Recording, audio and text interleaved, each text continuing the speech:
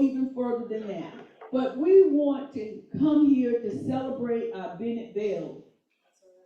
I don't know whether when you enter the campus, did you feel some kind of energy? This campus is based on a strong legacy.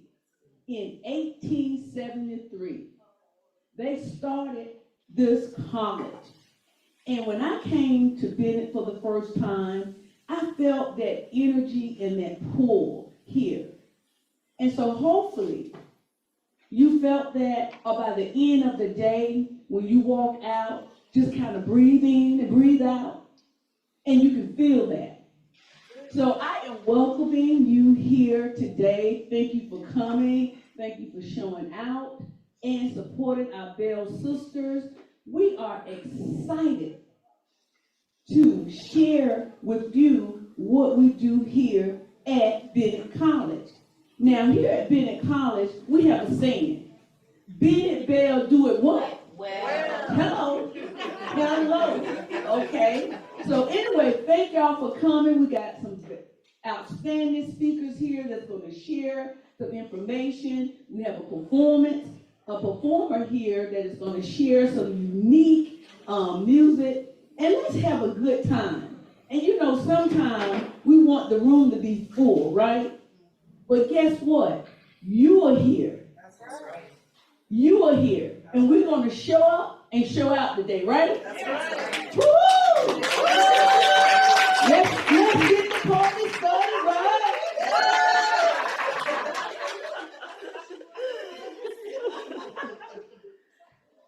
I just hate following her. She's my energizing bunny, and I can't compete with that at all.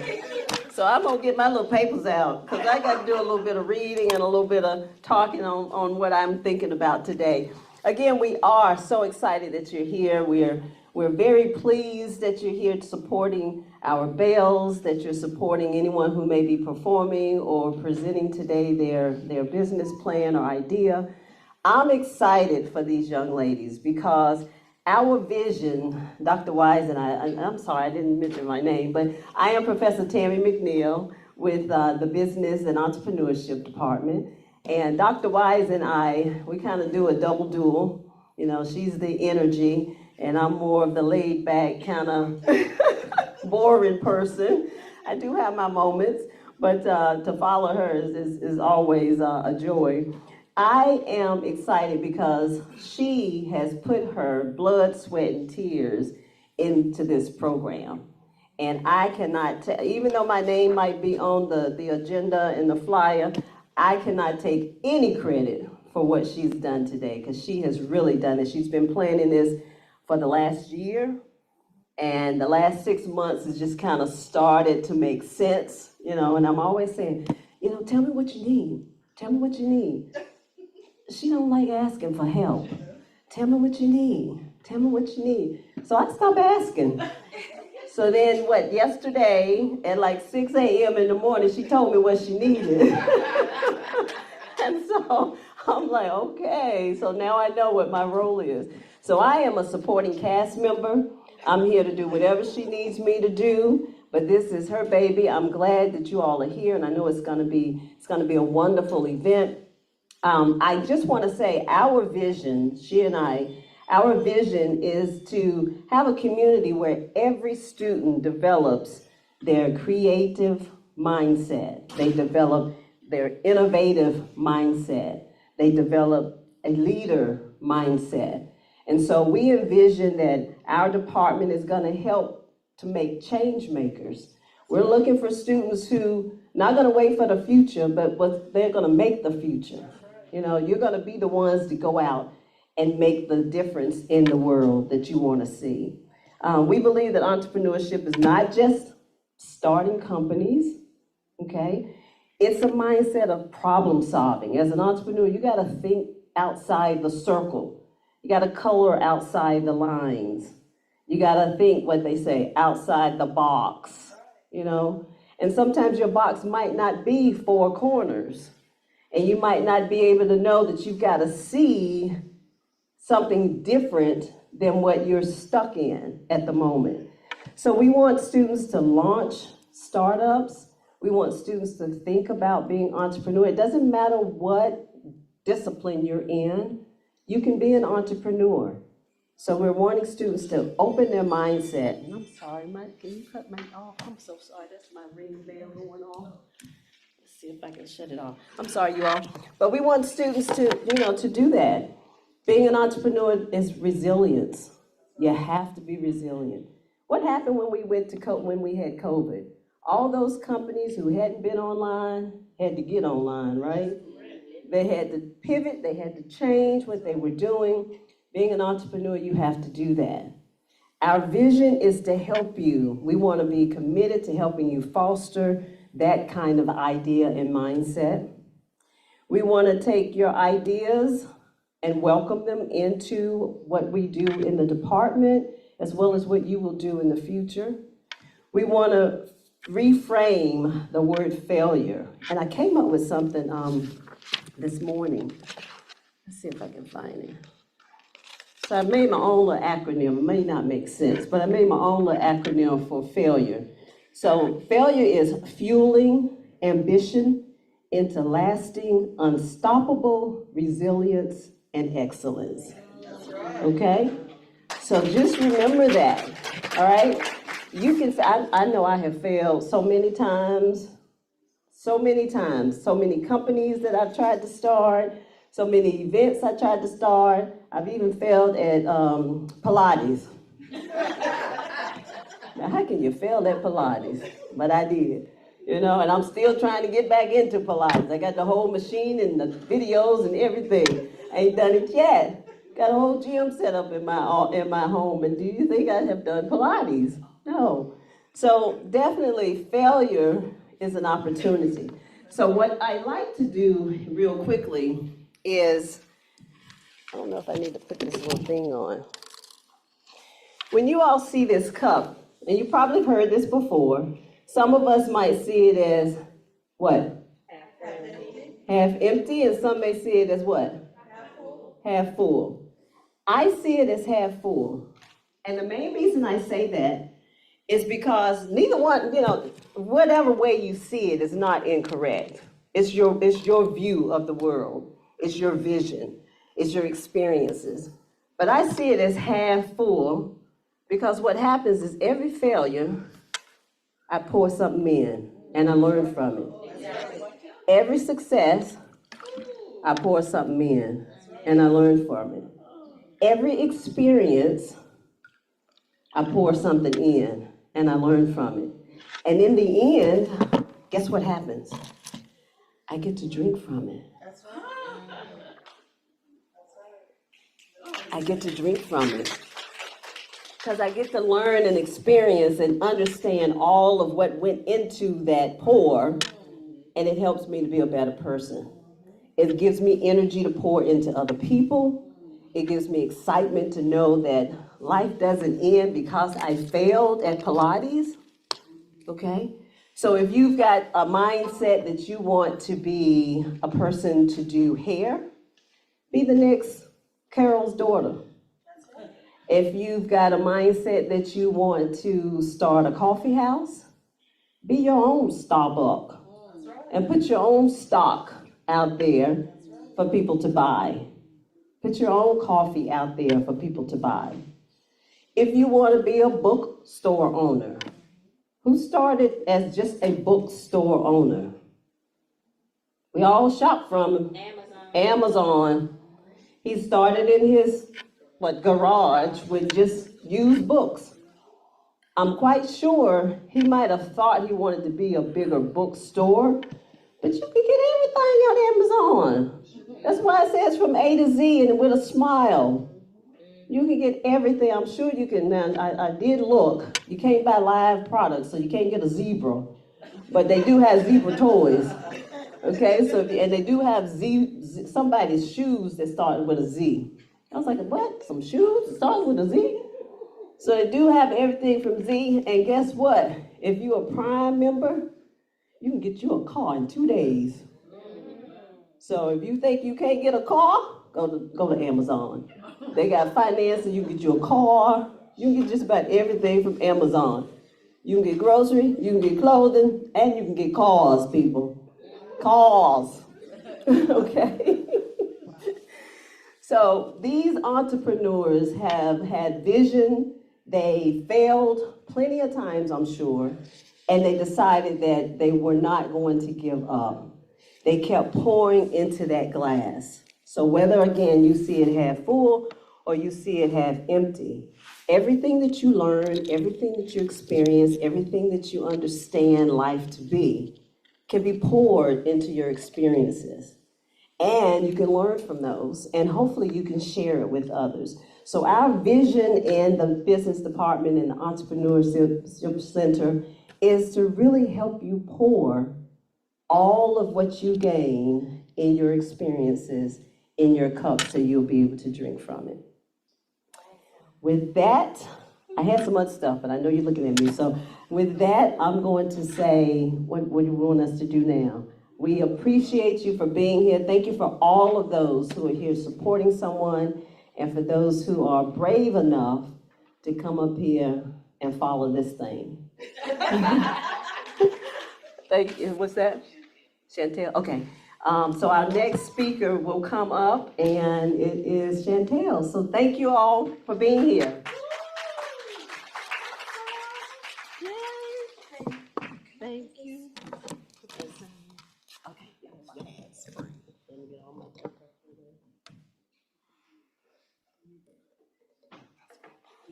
Going to the music? Okay.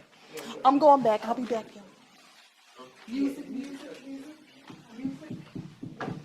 Yo.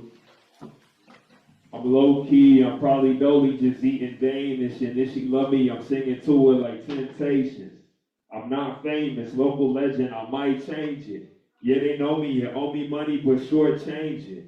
Call me homie and do me dirty, I wouldn't change it.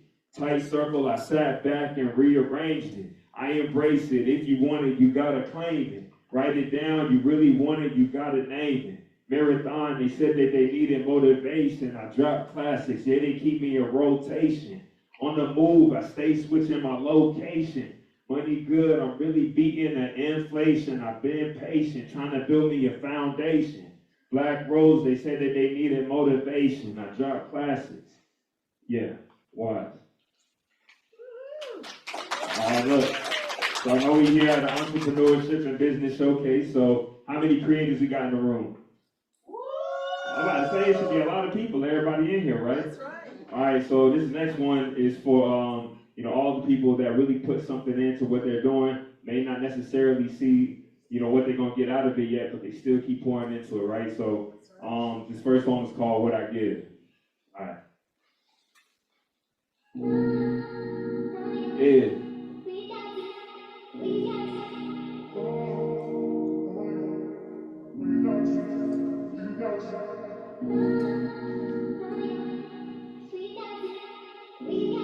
Hey, look, what I had to give, a lot. Only live once, so I took a shot. Think you in the way? You not. With my eyes closed, bullseye, hit the dot. Everything I want, I got. Cutting people's laws just so blowing up the spot. Let me see the rock. I'm hot. Yeah, I worked for it, had to give it all I got. 10 toes down, I can feel the concrete. Still sipping water, poured it out the line deep. Cutting people off just for thinking that it's sweet. Been 8 years and I still ain't hit my peak. Know I take my time with the city when I speak. Yeah, they know the vibes, Gate City when I bleed. Everything I see, everything that I achieve. Yeah, I had a dream, meditated, I believe. What I had to give, a lot. Only live once, so I took it. Okay, think you in the way? You not. With my eyes closed, bullseye, hit the, okay, everything I want, I got. Cutting people's off, just for blowing up the, yeah, let me see the rock. I'm hot. Yeah, I worked for it, had to give it all I got. Oh, they think they on? That's light. They be talking to me, I be in it all night. Oh, they think I won't? I might. Tell them hats off just for putting up a fight. I know they hate to say, I'm right. Say they really need me and I'm way out of sight. Sitting at the top, you scared of heights. Had to free my mind like the one that takes flight. Yeah. What y'all know about really putting your all into something? What's going on? Yeah. We rocking with it so far, right? Yeah, all right, that's right. Yeah. Look, how I know they scared? I'm outside. How they say they real tapped in and they buy. Really want it bad, hit the J and then I cry. Yeah, I know they talk, I don't care, at least I try. Do it how I want, trailblaze like I'm Clyde. Really talk clean on the track is like I glide. Hop off the stage, see my shorty high five. Mr. Gate City, enterprise worldwide. Ice running through my veins, I'm that cold. Down to a dime and I really ain't fold. Got another bag, double back, touch road. Really take my time, I'm trying to switch up the code. Say what's on my mind, she tell me I'm that bold. Really on my grind, she tell me I'm that boy. If it's by the bag, I'm bellboy. When I'm on that time, I'm pulling in Illinois. Cause what I had to give, a lot. Only live once, so you know I took a shot. Think you in the way, you not. With my eyes closed, bullseye, hit the dot. Everything I want, I got. Cutting people's off just for blowing up the spot. Let me see the rock. I'm hot. Yeah, they work for it. Had to give it all I got. What I had to give, a lot. Only live once, so you know I took a shot. Think you in the way, you not. With my eyes closed, bullseye, hit the dot. Everything I want, I got. Cutting people's off just for blowing up the spot. Let me see the rock. I'm hot. Yeah, I worked for it. Had to give it all I got. Yeah. I appreciate that.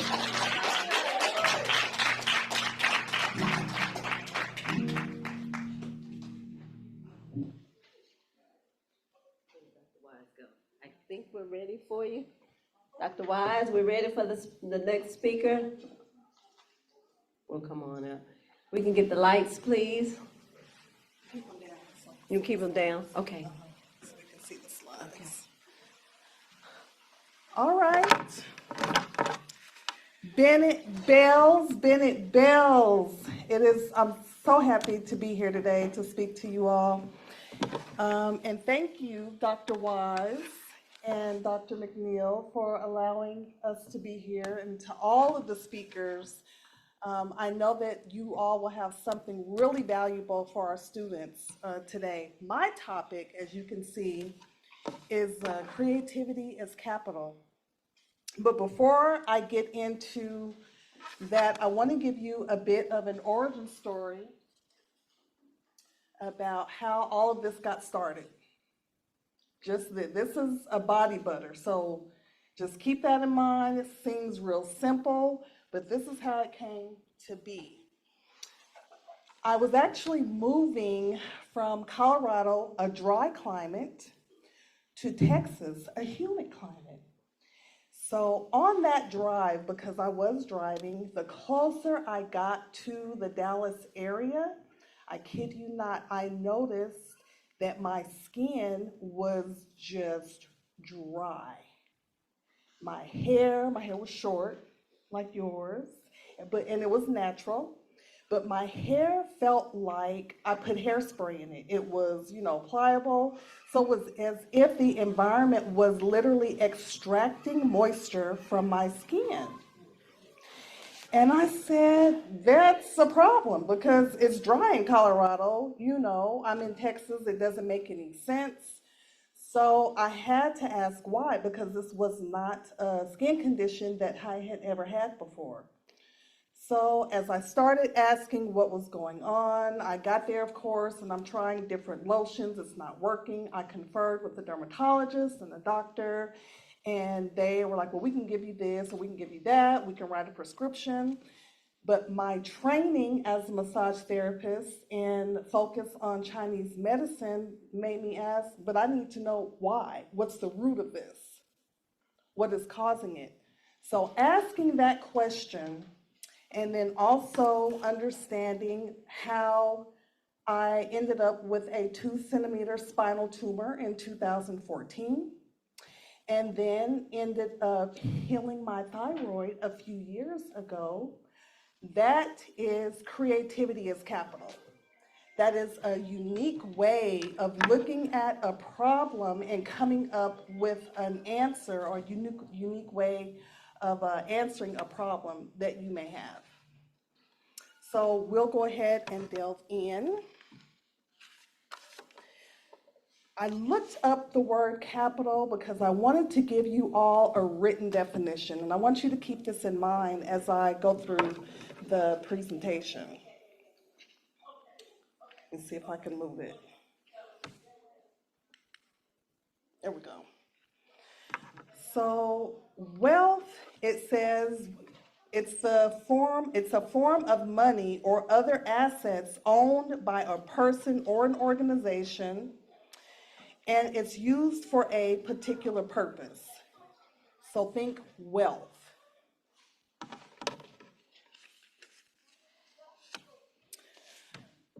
We're going to go ahead and dig into the branding portion. And when you think about branding, you think about oftentimes how something looks, but branding in entrepreneurship or branding in business is actually your voice. It is what it looks like, how you present yourself, what it smells like, what it tastes like, depending on what business that you're in. So it's not just decoration, it's not just a fancy line or a tagline, but it actually represents you, how people recognize you in your business or in the market. So my tagline is, it looks good to feel good, so love you. With that tagline, what it addresses fully is my thought process of thinking holistically about the person as a whole from head to toe. I'm going to always ask how or why something is going on so that we can get to the root of the problem. Also, in your branding, there is your choices as far as your colors. So I'm an esthetician, I'm a massage therapist, and I'm an herbalist. So when I had my studio just down the street on Gorell, I've since transitioned that studio, but my studio was a 2-bedroom bungalow that I purchased and I converted it. So instead of coming into something clinical, it was very warm. Everything was very intentional. The colors, the plants, I met you at the door. I handed you either your robe or your wrap. I gave you slippers. You had your choice of music before you came in, big pillows. All of those things matter in your branding, and my branding is very consistent across all touch points. So when you look at my website, it's warm.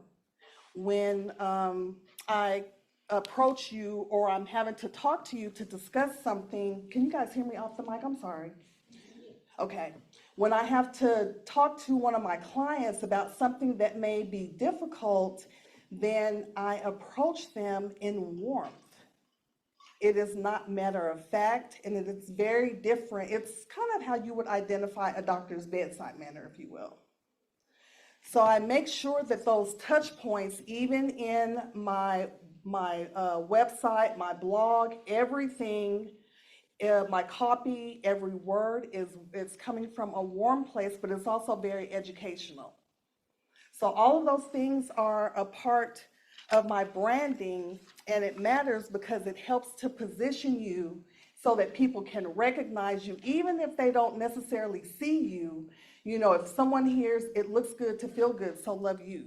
You know, they're going to associate that with me or with Love You Studios and my business. Child, I'm too old to run and duck. Okay. So, I'm like, what the world? Let me go back a slide. Here we go. So I have 2 products here. One is the golden time of day facial and body oil, and then the signature butter bar that I created. When I was having my issue, or when I decided to start creating products to solve my own issues first, I was not competing with other doctors or dermatologists or other estheticians. I wasn't competing with anyone. I said, I want something different and I want something unique. So in my brand, I developed a methodology called Skin Signals. And Skin Signals is a methodology by which you can look at something going on the outside, and you connect it to a dysfunction in the system internally in your body or to an organ. And that's how I solve problems for my clients. Okay? Now, and so again, it just reaffirms that your brand is your position in the market. So now let's talk about and pivot to value and viability in the market. Your value will identify gaps that others miss, create proprietary assets, and it solves problems worth paying for. So let me give you, what happened?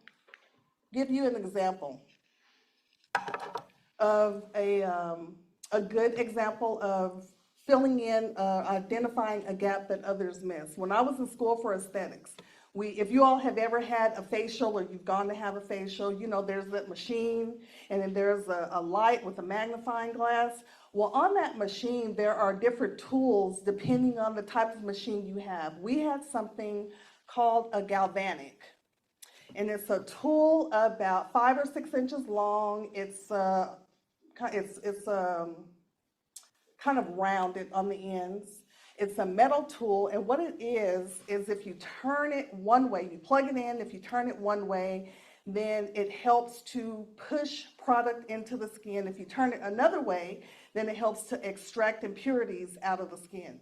But there are contraindications with that. So if you have a heart murmur or neurological issues, then you cannot use that machine. So I said, well, there's a better way because I don't want to miss anybody. And if someone comes to me, I want to be able to assist them. There is bentonite clay. Bentonite clay, there's sodium bentonite clay, there's calcium bentonite clay. So what does sodium do? If you think of sodium, you think of salt. It extracts and it draws out. So if you want to extract something out of the skin, you can use the clay and add any other oils or products to that to help draw that out of the skin. And then if you want to push product into the skin, get it deeper into the layers of the skin, you can use the calcium bentonite clay. So that is one example of understanding how to identify gaps. And you make it work. Also, proprietary assets. Listen, your creativity is valuable. I'm going to say it again. Your creativity is valuable. Your IP, your assets, your thoughts, your ideas, they are all valuable. From that, me having dry skin, moving from one climate to the other, that was in, what I say, that was like 2008, I think is when I first landed. From then till now, I have created proprietary assets. So not only am I an esthetician and a massage therapist, I use my own products. I sell my products to others and to other estheticians that allow me to test those products. So you want to make sure that any idea that you have, even if you haven't implemented that idea, make sure that your name is on your proprietary assets.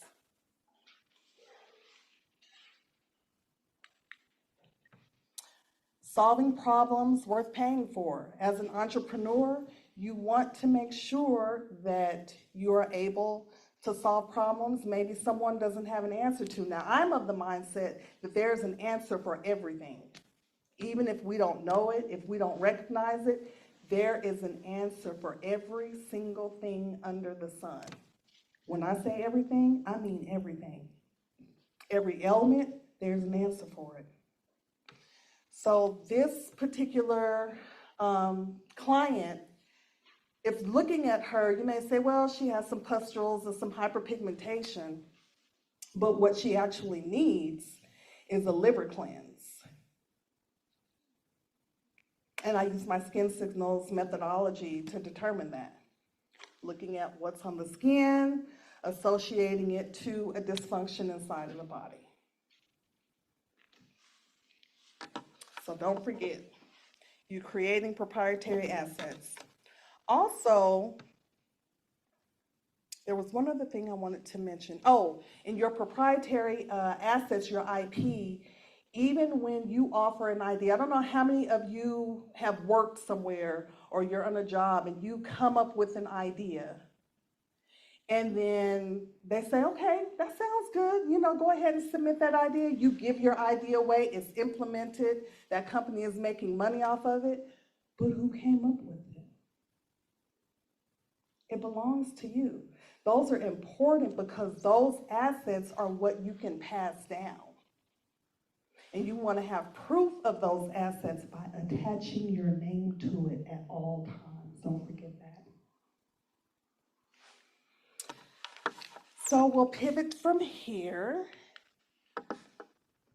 And let's talk about, so now you have some visibility, you understand a little bit about branding, and let's talk about how that comes to life. How do you make money off of these ideas? And so when you solve real life problems, you're asking people about what they need, but also remember, so the lady, the picture that I showed you before, she had an issue, said, I just need you to clear this up. You need to look beyond sometimes what your community is saying. And I had an herbalist tell me once, and I've never forgotten it.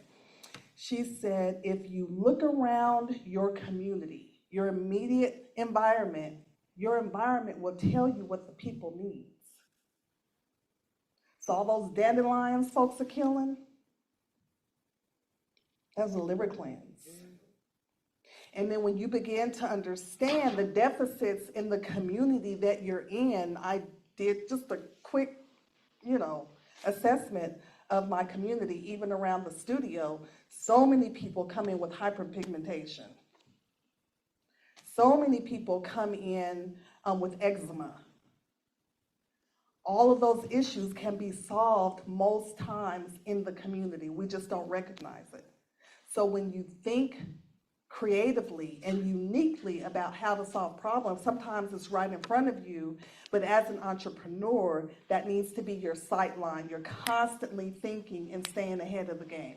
And that is how you're going to be able to make money with your idea. Also, you want to demonstrate. And I do have, for the Bennett Bells, I do have some handouts for you that I'll give to you after this. But you want to demonstrate rather than tell people how, right? So I can demonstrate, and I do have something for you all to try today, and I have something else I'm going to pass out to you. But I can tell you about my body butter and what it does. It's moisturizing, it's nourishing. You know, those cracked heels we go in and they're always scraping our heels. Stop that. Don't do that. That's your skin, literally ours, especially as melanated African American or Black women, that's our heels trying to regenerate. The more you scrape, the worse it gets. It seems like they have to do more and more and more. So my butter answers that in a way where it'll start helping your skin to regenerate. You don't have to keep scraping. It's moisturizing. So you want to make sure that your product and or service answers those questions. And sometimes people don't always know what they need. Sometimes you have to tell them, this is what you need. And then also you're going to price based on the transformation. The bigger the problem that you can solve, the more money you make. And that is true. The bigger the problem you solve, the more money you make.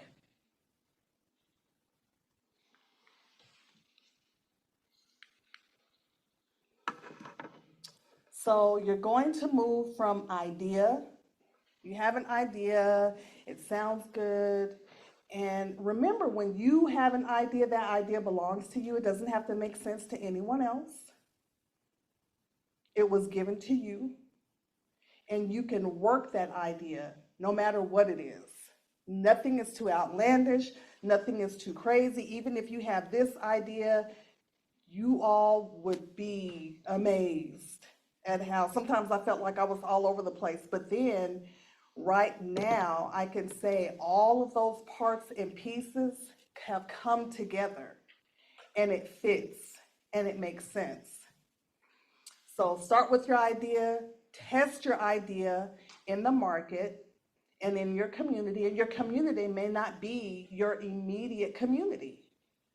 So I have another Esty Bestie, and so she takes all of my products and she tests them on herself and her clients. Also, my husband. I'll test things on my husband all the time. You know, other family members. So make sure you're testing, but use non-traditional methods of testing. And you take good notes, because that's what it is, science. You're documenting, you're making adjustments along the way. And then you want to protect your ideas. Y'all, I filed for my first trademarks last month. Thank you. I'm so excited. It is an investment, but you want to make sure. I was on TikTok and I kept seeing about how they were stealing from all these creators. I said, oh, I dare not. Right before I launched I have a smoking cessation program with herbs. See how it's not like they don't even go together? Called Breathe Again. But I wanted to make sure before I launched that product that it was completely protected. My Skin Signals methodology, as I am transitioning more out of direct contact with my clients, we are moving to open a school because I want to be able to teach the new students about skincare and about melanated skin and how to treat our skin and bring a new idea and elevation in that type of education to our folks. So it all fits together, but make sure you are protecting your assets. Again, those are assets that you can pass down to your benefactors. And you want to make sure that those are protected. Then you want to think about scaling. Scaling your business, how do you scale? So as I've said, I have pivoted, but I am looking at opening a school and having several locations. So when you scale your business and you're thinking about how to do that, I often say you plan, you have the perfect business plan, you know, have everything planned out, but leave some room for faith. Especially as an entrepreneur, we have to often invest in ourselves, use our own money, our own finances, especially in the environment and the climate that we're in now. If you believe in your product or service, invest in yourself. We have used tons. When I say we, my husband and myself, we have used a lot of our own money and investing in this business and this vision, and it shall, and so shall yours. It will come to pass, it will grow, be patient, but that's what we're looking at when you talk about implementing your ideas. Lastly,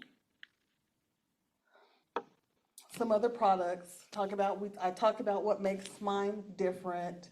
So think about that, keep that in mind. What problems does it solve? And how does it make you feel?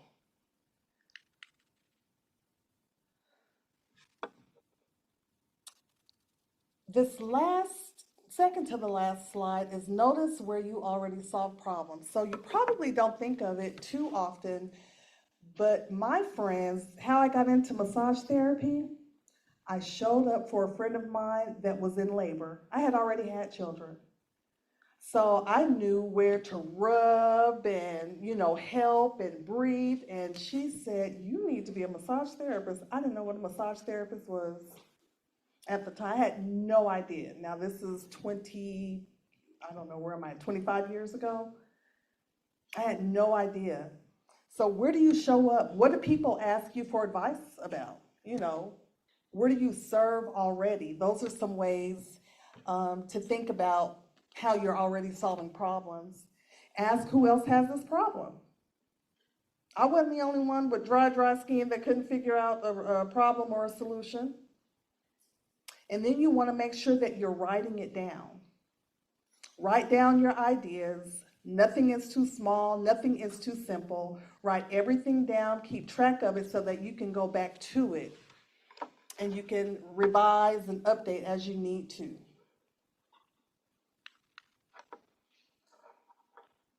And then lastly, you have an assignment and a challenge this week. Again, notice where you're already solving problems. Who else has the problem? Write it down. Hold on, I'm missing one. Write it down and then assess.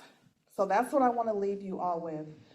Assess your environments, test your environments, show up, help solve those problems, the tough problems, and they can be simple or complex.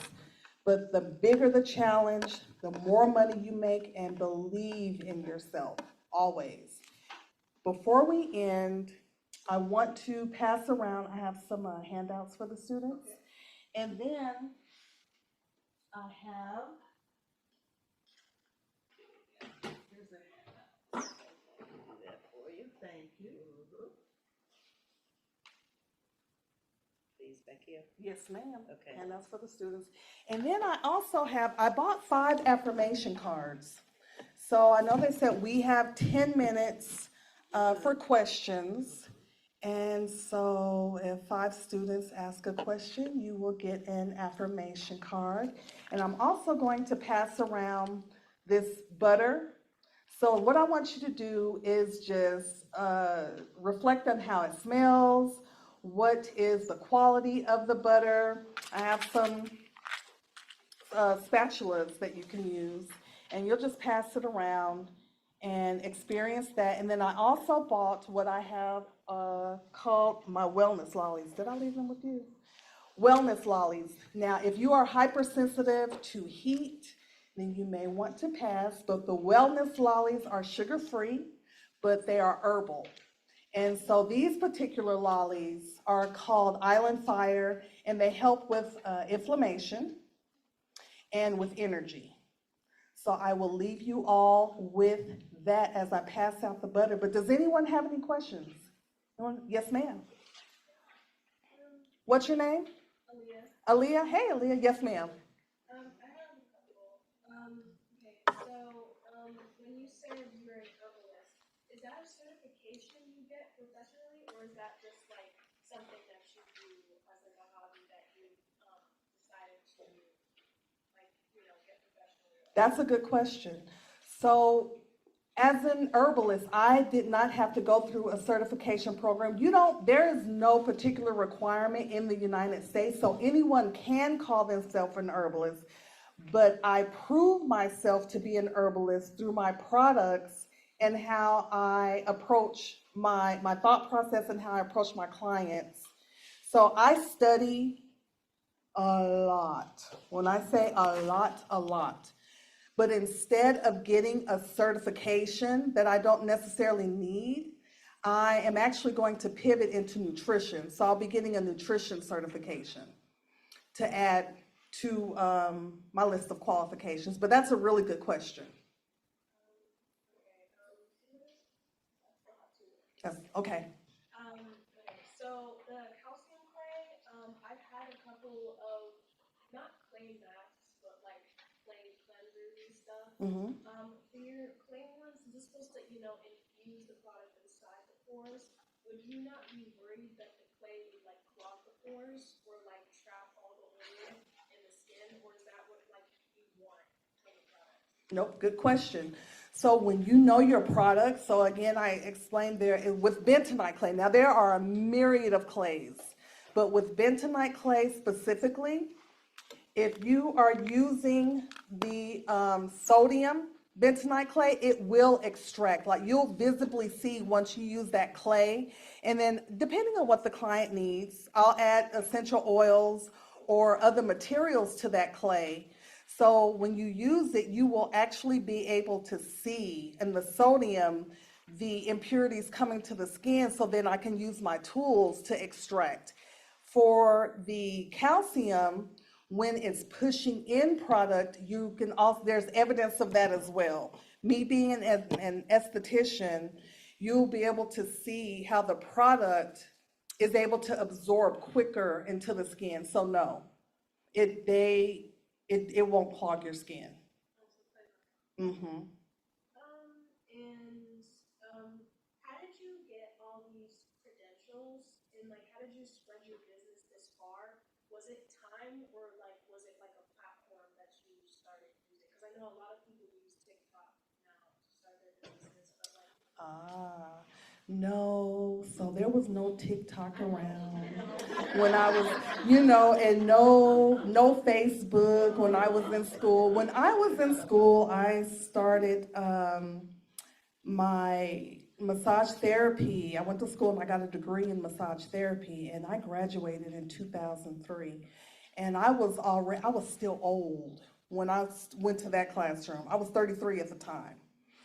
So I started there and I got a degree, and then I added to that education by going to school. I actually went to school here about 7 years ago now. It's been 7 years. 7 years ago, I went and I did get a license as an esthetician.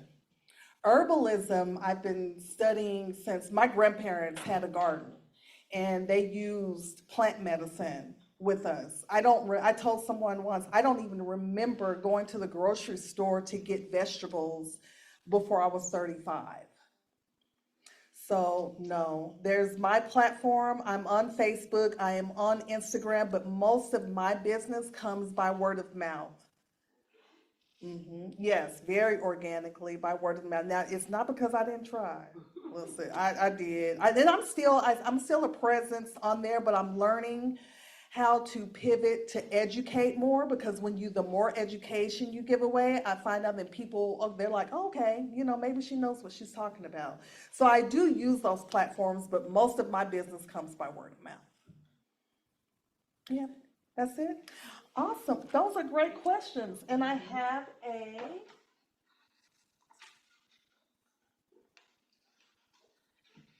an affirmation card for you.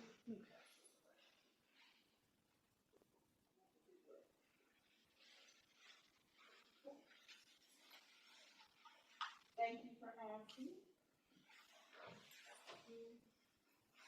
Are there any more questions? Yes. Hi, what's your name?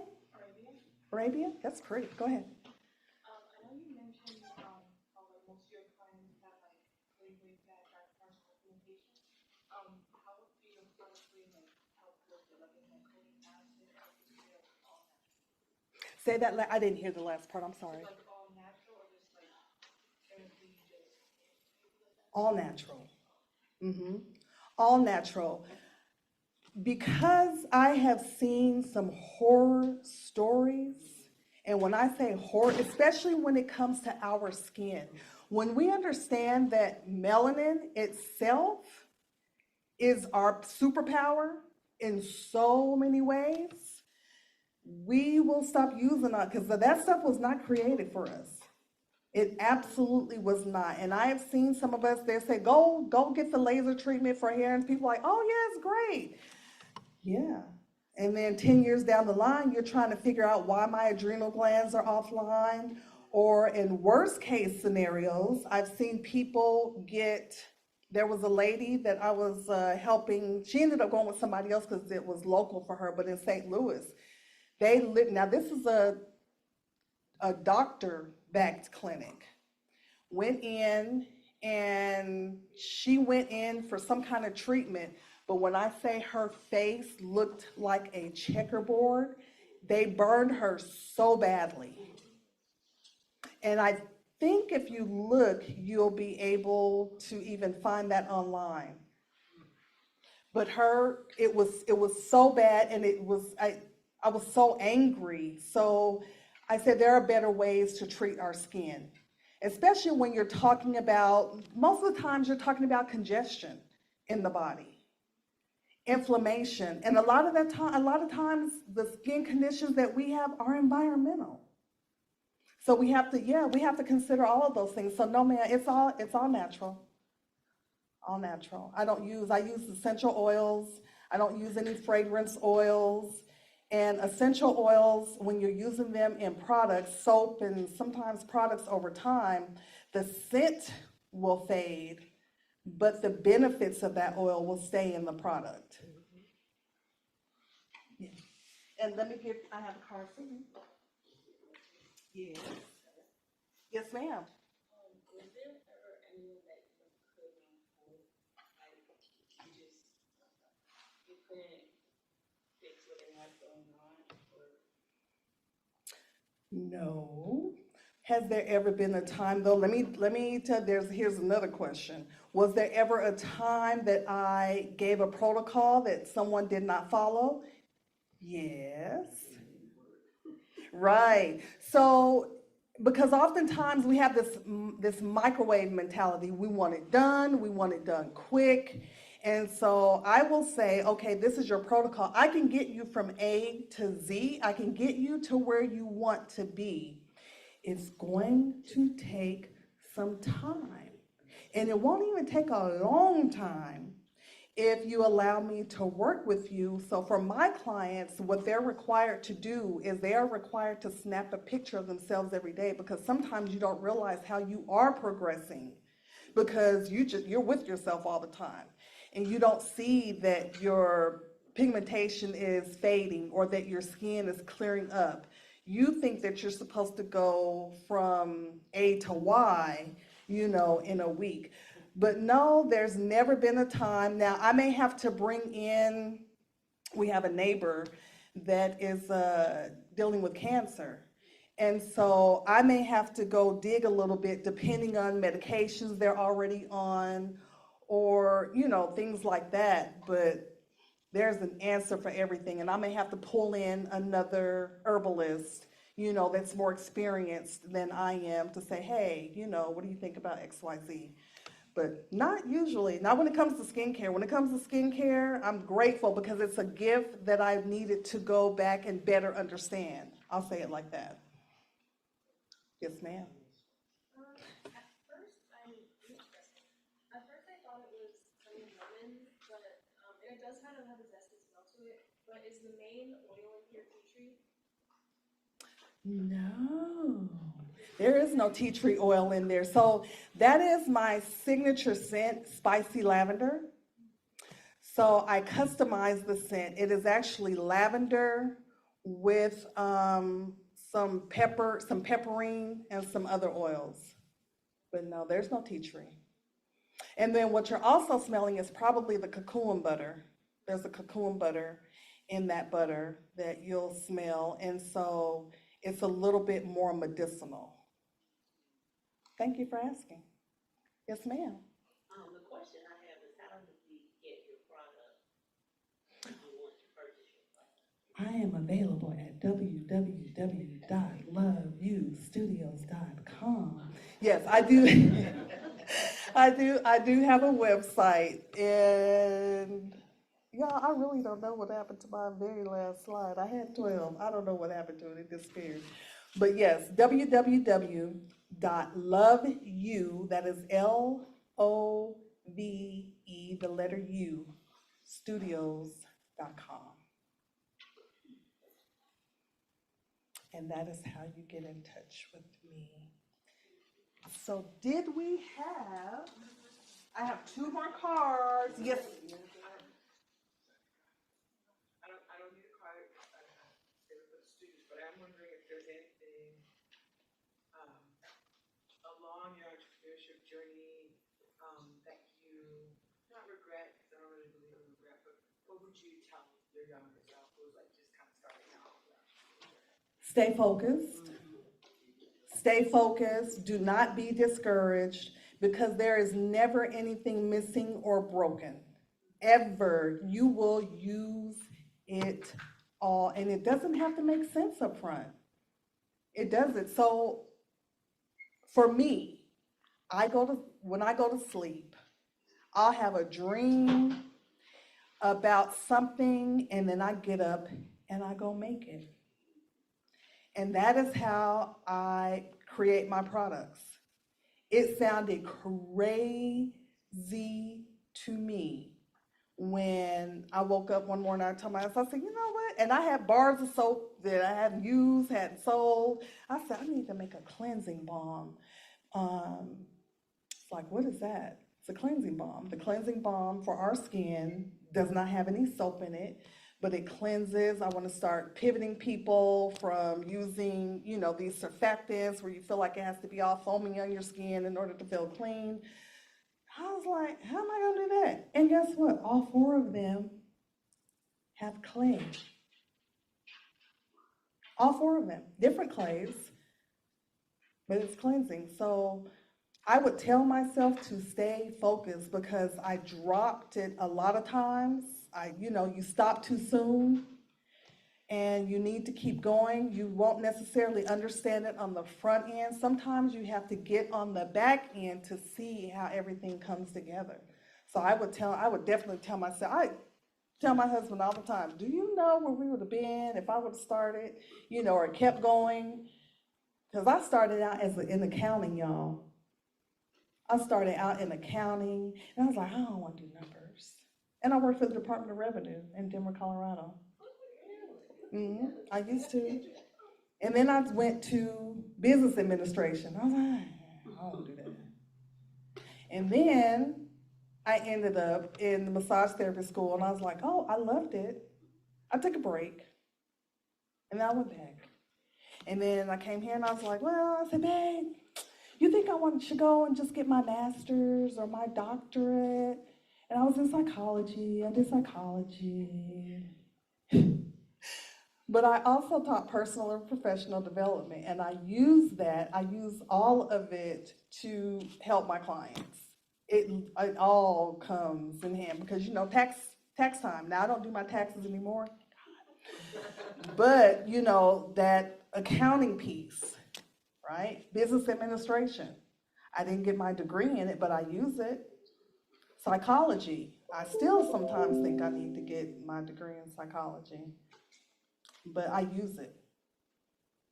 I literally have to, in dealing with people, especially when we're trying to get our people to shift their mindsets around a certain way of doing things, that piece comes into play. So I know that was a long answer. Okay. Any other questions? Yes, ma'am.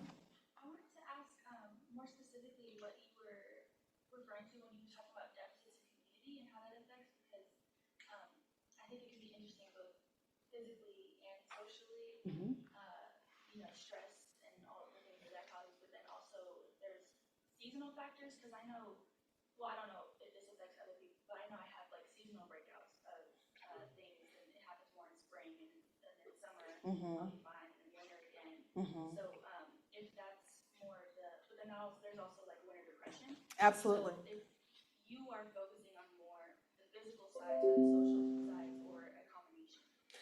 It's always a combination that I've learned, even so my thyroid, right? When I went in and she's like, it's 1 to 2 points off. And she said, well, you're stressed. You are stressed. And yeah, I was stressed. You can ask I would come in from doing almost nothing, but then my daughter was here with her toddler and my other granddaughter, but I literally could not keep my eyes open. That was environmental stress. So when I say that, think about, do you all know what hostas are? I think that's a plant. It's real popular here. Did you all know that that's food you can eat, the hostas? Deer love it. But hostas are really good, come to find out, for seasonal depression. Who knew?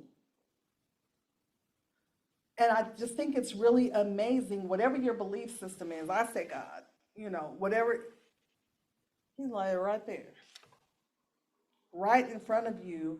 And we go pulling it up or tossing it out or putting it in a pot, watching it grow, not realizing that it's nourishment. So I do, when I say that, it's because my herbalist mentor, when she mentioned that, it clicked for me. It made sense to me that whatever we need would be in the environment. And I worked with, I don't think they are an organization anymore, but when I first got here, I was working at a bank. And I worked with the Greensboro Mental Health Association. And working with that association, I was telling my husband, in the particular neighborhood that I was in, I said, I have never seen so much heaviness. I didn't understand it. Where I came from, I'd never seen that before. And so then, but my mind went to assessing and start trying to help people, in that manner, and realizing it was environment. So I use it all. I do use a lot more physical, but that other piece that comes into play a lot of times is we're dealing with stuff that sometimes we're not even aware of. But yeah, yes, ma'am. Did I answer your question? Got a card for you? I have one more card. Are there any other questions? Students? Yes? No? No more questions? Well, if there are no more questions, then that is my time. I do have the lollies that we'll pass out, and I also have 4 bags. So I have a bag for 1, 2, 3, 4 of you as well. Yes, ma'am. I will give a recommendation. Oh, She gave me this body. So I have that lizard tongue that's getting in the way, where you get those drops. I went to Mexico last week. In the pool, how bad it is in this heat. I take a shower. And I use this body butter. I went into the pool, the chlorine, I went into the salty water. My skin was still soft and soft as skin. I can't body butter. And I've had issues with body butter. It works. And I thank you for it. I'm not saying because I'm a friend. I just got it and listened. It was amazing. So she knows what she's talking about. thank you. I appreciate that. I had a blast. So I'm going to get you all your the bags that I have for you. Thank you. And then I have some Island Fire lollies. We'll pass them around, and then you all can just taste one. Again, if you're hypersensitive to heat, just be careful because they are spicy. But they are really good for inflammation and great for energy. Okay? Thank you. It was a pleasure. Thank you, thank you. What a wonderful, wonderful speech. Information sharing. So hopefully you got your questions answered. And again, what you will learn today, you got to get that glass and you got to pour that knowledge in.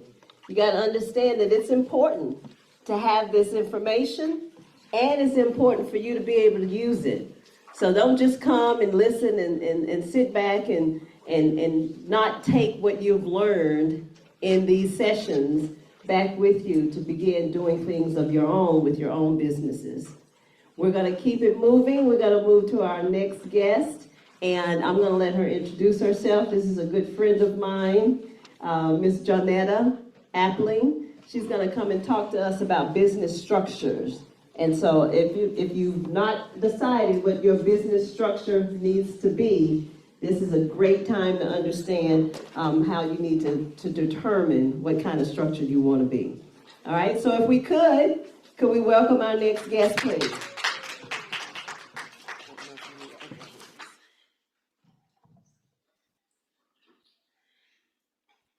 Greetings and good afternoon to you.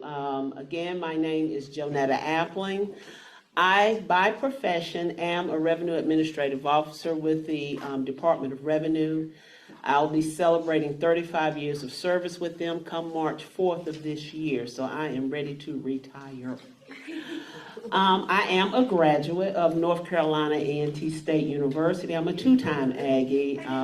I have my undergrad in finance, business administration, and then I have a graduate degree. I have my master's in adult education. Education is my love. Sharing is my love. Outreach is my love. So that is why I'm here today. What I want to talk to you about, now we have heard this great information that was shared by the previous presenter. Starting your business, getting your business started, the things that you need to do, the things that you need to do to maintain. But in maintaining, what you also need to understand and know is what your compliance, when I say compliance, your tax ramifications are in the prospective cities that you are in. I'm going to basically be talking mainly about North Carolina, the state of North Carolina, as far as the structures and things that you're going to need to do.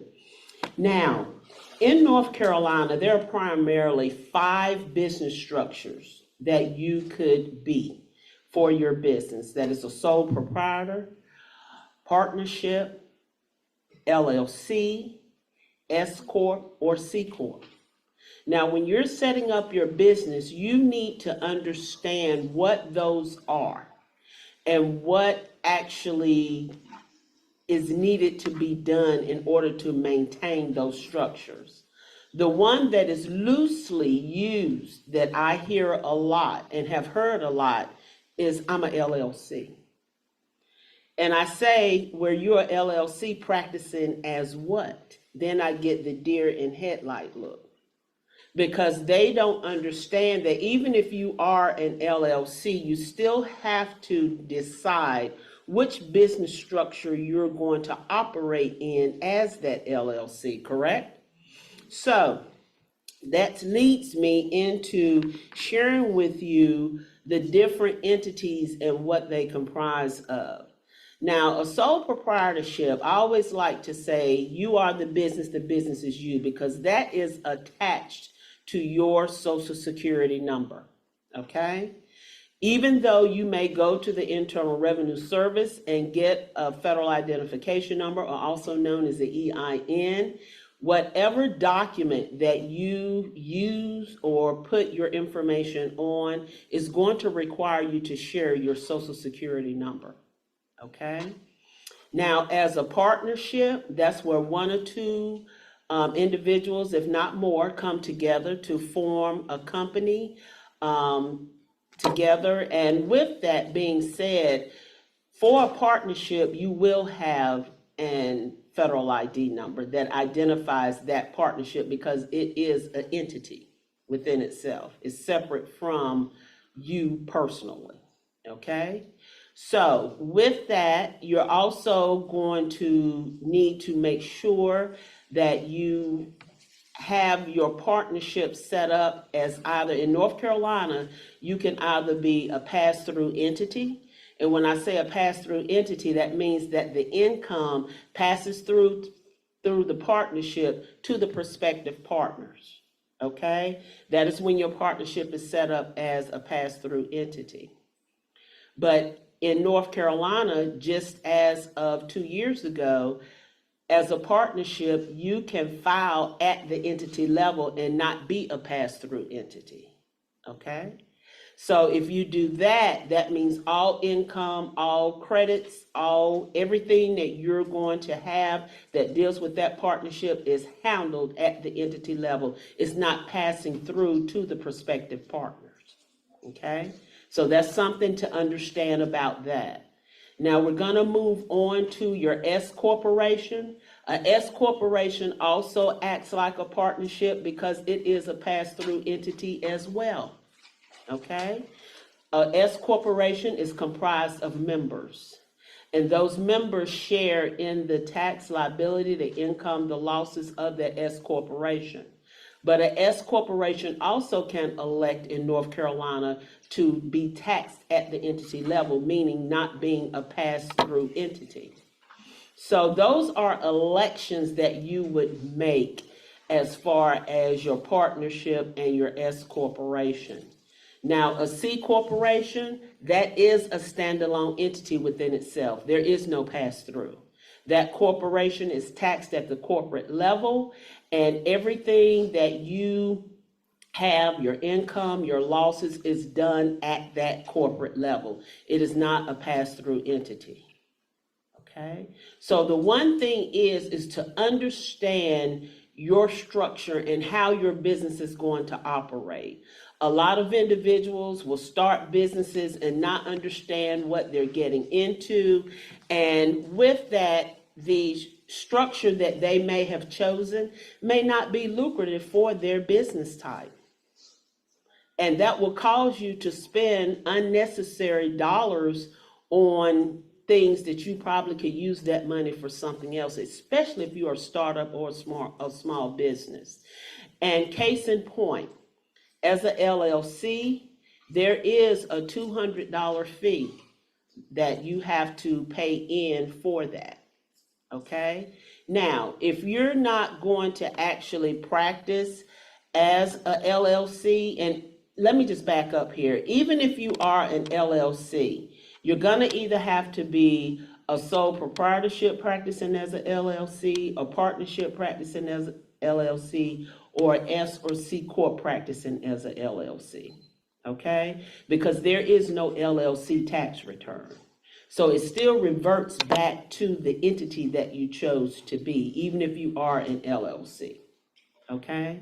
So just understand that. Just because you're saying you're a LLC, you still have to designate what type of LLC you are. And you can be a sole proprietorship and be a LLC, and that would be looked at as a disregarded entity at the federal level. Okay? So if you set your business up in the correct business structure that is comparable to your business type, you will be comfortable and glad that you did it that way. That would keep you from paying unnecessary taxes. And what I'm going to go into with that is, now at the corporate level, you have franchise taxes that are due, okay? And then at the state level, you have franchise taxes as well, okay?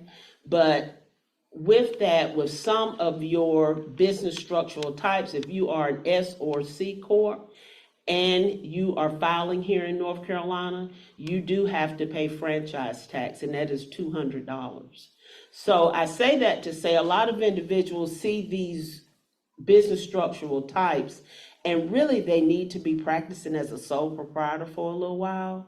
They'll go in and set themselves up, and they're paying out all of these fees, and they're like, whoa, what in the world? And then to get that tax return done, it is quite costly for those corporate returns and those LLC returns. So I say that, and I share that to say, make sure you understand, look at your business structure. Talk with someone, utilize, I know through the small business centers here in the area, you can utilize them. They will sit down with you and help you. And those are normally retired tax professionals, whether they be CPAs, attorneys, or whatever the case may be. And they can listen to you and let you share your business structure and your business plan and kind of guide you as to what business structure type you may need to encounter starting off. If you contact the Department of Revenue, we're not going to tell you, because I get that call as well, because we cannot, it's a conflict of interest for us to advise you what business structural type that you need to be. Okay, utilize your small business centers, SCORE. That's another avenue where you can go and get free assistance to help you understand how to structure your business plans, how to structure your business type, to help you make sure that you're headed in the correct direction. Because the one thing you don't want to get caught up on is not knowing what to do. Okay, because there are different reports that go along with corporate tax returns and LLCs, annual reports dealing with the Secretary of State. That's another entity that you have to visit before you can head on or start out as these certain structural types. Okay. Also, as well, there are ups and downs to your structural types that you may encounter. Just like I stated, with a sole proprietor, you're the business is you, so all liability lies on you. That's not a bad thing, okay? It would be if a person who has a restaurant, they would not want to open up that restaurant as a sole proprietor because there are certain liabilities that go with a restaurant that you don't want to directly affect you personally. So if you set up as a corporation or as a LLC, as a corp, you have some protection for yourself for your liabilities that are coming in with that particular business structural type. That if you were sole proprietor, you wouldn't have that protection. So those are just things that you need to look at when setting up your business structure. Also, as well, be aware of the licensing that you may need in your prospective state or city or county. Okay, because with the North Carolina Department of Revenue, there are only 2 licenses that we're gonna ask you to maintain. That's if you're in retail sale, that's a sales and use tax certificate, or if you have withholding, meaning if you have employees. Those are the only 2. And also as well, these are free. You fill out the application and send it in. There are actually individuals or companies on the internet that say, hey, we can set this up for you for $100. Don't do that, because all they're doing is filling out our free application and charging you $100 where you can fill out that application yourself for free. Okay, I had a taxpayer to call in some years ago about their sales tax ID number. They hadn't received it yet, and they were concerned about it. So they called us. Come to find out, she said, well, I paid $100 for this. I was like, why did you do that? This is free. You don't need to pay anything for it. She said, well, I just paid them. I said, go in their bank account and reverse it, because this is free. So don't, and those are other things that you need to make yourself aware of. Also as well, how am I on my time? I'm good. Okay. Also as well, when you are setting up your business, again, make yourself aware of your liabilities, your tax liabilities or your tax compliances in whatever city you're in, because they are different. So if you are not in North Carolina and you're in another state, you're in Georgia, you're in New York, just make sure you connect with the Department of Revenue in that prospective state to make sure that you're doing what you need to do. Because I have seen in my years of service where individuals will set up their companies, not understand what they're doing, get behind on filing returns, get their corporate statuses suspended by the Secretary of State, behind them not filing their corporate taxes on time, or behind them not filing any type of business return on time. You can get in situations that are not favorable and may cause you to have to close your business. You don't want that, okay? So education, as the previous speaker just shared with you, is also the key to successful entrepreneurship. Understand what you're doing, not just focus or have tunnel vision on your business type, growing your business. You want to do that, but also look at the big picture. Understand what you need to know as a business owner. I just shared in Professor McNeil's class where you have individuals that will trust accountants to do their taxes or to do things for them, not understanding what that person is doing, and you sign that return. If we audit you and something is not clear on that return, guess who's responsible? You are, not that accountant. Even though they may have signed it, but you signed the return, so you're responsible for the information on that return. Okay? So make sure you understand what you're getting, what is given back to you. There is a slide in a presentation that I share. When you are and sole proprietorship, the forms in North Carolina that you need to see in your packet from your preparer is a 1040 at the federal level, D400 at the state level.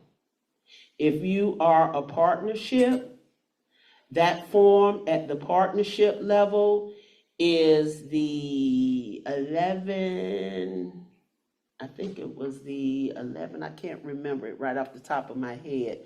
But the partnership federal return and the state return is the D403. Okay?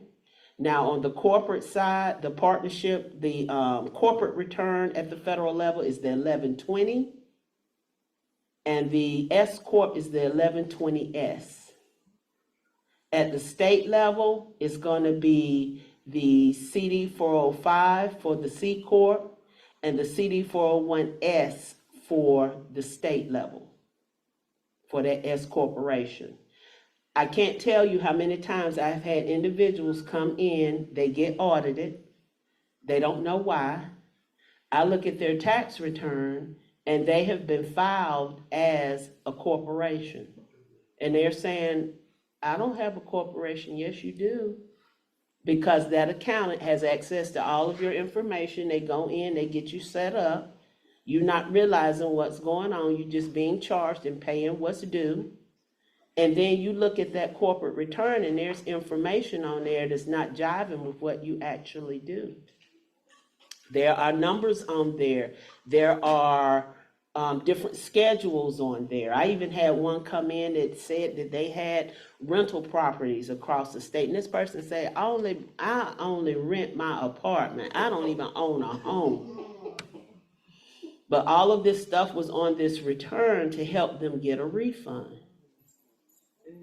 Okay? When you see these signs, and right now it's filing time, you see these signs that say, I can guarantee you $5,000, call this number, that is a red flag. Go the other way. Because how they know what they can actually get for you is because they're going to do some fraudulent activity. As I shared on Thursday, I've seen returns where people have individuals on their return as dependents and they didn't even know who they were. They just was guaranteed a certain amount for a refund. That looked good. We all like money, right? And they signed that return and sent it in. But when they could not provide proof that those individuals were allowances or dependents of theirs, they got backed off the return, and the tax liability that they owed was tax on top of that fictitious refund that they got. We want that back too. So just be careful. I shared this to say be careful when you're getting things done, when you're getting things filled out. Be aware of what you need and what you should have in your packets from these preparers. Not all preparers are like this, don't get me wrong. But when they start to guarantee you dollar amounts for refunds, that's a red flag. Okay? Go the other way. Say, you know what? I'm going to review this a little bit more. Get your stuff and get out of there. All right? But again, with your business structures, just make sure you understand. And if you have questions, this is the one thing too that's a big misnomer. If you have questions about what you need to do and how you need to do it. You know, say, I'm not calling the government. There are educational resources that are there for you. And they are put there to help you to stay out of situations that you don't want to be in as a proprietor. Okay? So utilize, call us. Say, hey, I got a question. I don't understand this, and you all sending me letters and saying that I don't understand. What am I supposed to do? We have individuals in place that will talk with you as long as it takes. I'm not in the area where I answer the phone all of the time. I'm in knowledge, education, and outreach, but guess what? Sometimes those calls get transferred to me and I end up helping those individuals and walk them through what they need to do. It's better for you to be proactive instead of reactive. Reactive to a notice that you're receiving saying you owe tax, or being proactive, you know what? I don't understand this. Let me call somebody. Okay, so make sure as an entrepreneur that you utilize that. Those services are there for you at the federal and the state level. They're there to help you so that you don't make mistakes. Okay, because we want your businesses in North Carolina to be successful. When you have a successful business economy in a state, that state looks good. We like that. Okay, so, you know, a lot of people say, well, the government don't want, no. We want you to be in business because it helps the state as a whole. It helps your schools. It helps for the state to be prosperous. So we want the business owners. We implore the new business owners. That's why I go out and do what I do, to make sure that you as business owners understand what you need to do and how you need to do it to be in compliance. Okay? Do I have any questions about anything? How many of you are in retail?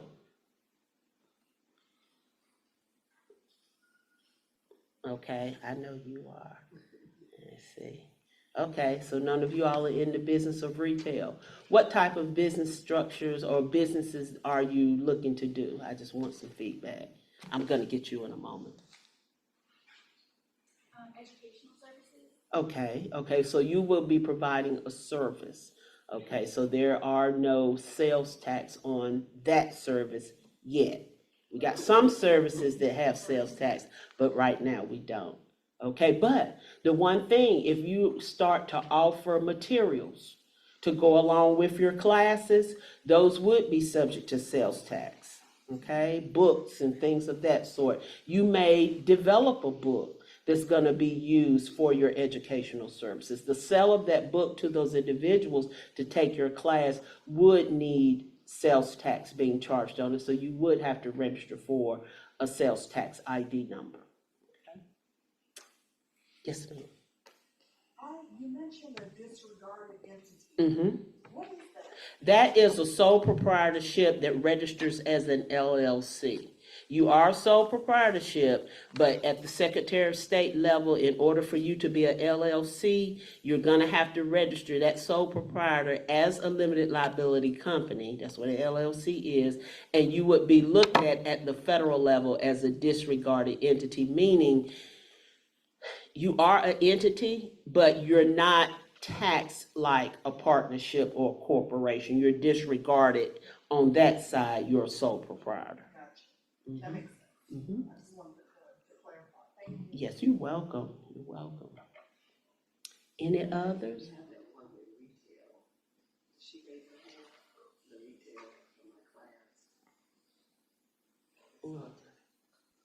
You raised your hand, sweetheart? No. Oh. Oh, okay. But when you scratched it, I thought you. Okay. Yes, but again, please utilize the department. I'm not here per se under the discretion of the department today. I'm just here to share with you the knowledge, the information that I have, and to protect you, basically, because when you start a business here in this state, you want to make sure that you understand what you need to do and how you need to do it. Otherwise, in the end, it could be a situation where you lose your business behind not being compliant in your tax liabilities, okay? All right. Well, thank you very much for having me. I enjoyed sharing with you. And utilize the department. Let me leave our website with you. It is www.ncdor.gov. All right? Thank you.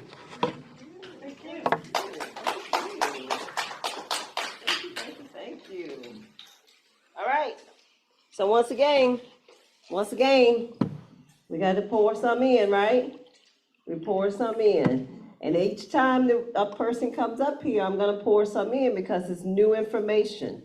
It's more material that you have to satisfy your curiosity, to help you move forward with what you're going to be doing. Today, we're celebrating you all who have taken the courage to come out here and hear this information, and who's taken the courage to kind of present this afternoon as well. So we're celebrating you. So make sure you got your notepads out, you're writing stuff down, your video recording, you're saving all this stuff, and then you go back and tell your sister Bells that they missed some good information and some good food. So what I'm gonna do now is we're gonna bring up our next guest, Miss Janisha. We're gonna bring her up, and she's gonna introduce herself and talk a little bit about what she does. She is another, what I call, those my kind of people. You know, you kind of have sometimes that you meet people and you can connect with certain ones, and you say, that's my people. So I've got some folks here that I've connected with that I think they're my people. They're the ones that I want to call my flock, that I want to work with. So make sure that if you're hearing something today, they've given you their websites, they're giving you their contact information. Don't let it go to waste. The best time to ask for help is while you are a student, because nobody thinks you're a threat right now, but they just don't know, right? They just don't know. So ask for help. These people who are coming to speak to us, our guests today, are here to give you knowledge. So with that being said, I'm going to bring up my next flock person and have her to talk about her information, and we will keep this moving. So Miss Janisha Rippling, please, can you all help me welcome her?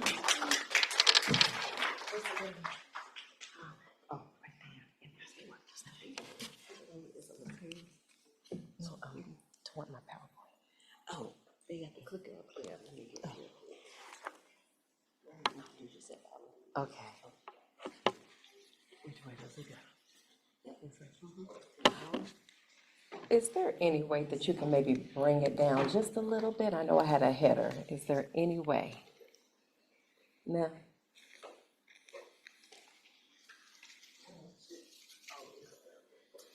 Yeah. Yeah. Something. All right. No, ooh, yeah, well.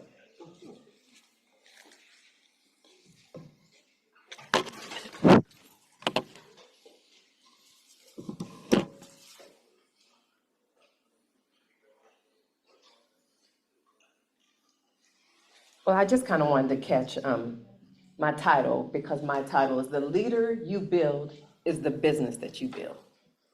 And so my name is Janisha Ripley. I am an HR manager with XLC Services, but also I'm an entrepreneur as well. So I'm gonna step out, hopefully I don't trip over this cord, and if so, we'll all laugh together. I never take myself too seriously, and I think in business and in life, that's a good one to have. So that one was for free. Never take yourself too seriously. So let me just step out here. There we go. So I want to talk about leadership corporately, but also entrepreneurially, because I've done both. So everything truthfully, to me, it intertwines together. So leadership starts before you even get the title, right? Before you enter corporate America, before you start the job, leadership starts now while you're in school. It starts in your life. So there's always accountability. You are accountable for everything that you do. especially in business, especially for corporation. Accountability is key, because even in a corporation, if something happens, they will be quick to blame you, throw you under the bus, and terminate you. So, and even with other people, you always be accountable for yourself. Now, this one is big for me in business. Being able to communicate clearly. You would be surprised how many people I run into, not just corporately, but personally, entrepreneurially, where the communication is not good at all. I'll give you like a little example. I've been here for about 3.5 years. I moved here from Phoenix, Arizona. And so I was looking for a hairstylist. So I went on StyleSeek and I booked the consultation that you charged me $25 for, right? And I didn't have a problem with that. So my time comes, I jump on, and guess what? She didn't show up. Oh, right? And so I call and I find the phone number. So I text her, and she let me know that she was in an appointment, a doctor's appointment. So I kindly said, well, can you please refund me my $25? So then she communicated with me, I'll call you here shortly. So communication, communication in life, yeah. So that's entrepreneurially, because if I wasn't so desperate for a really good hairstylist because I really love your pictures, I would have never entertained her, because I believe in communicating clearly, do as you say and say as you do. I believe in that wholeheartedly. Be a person of your word. Being coachable.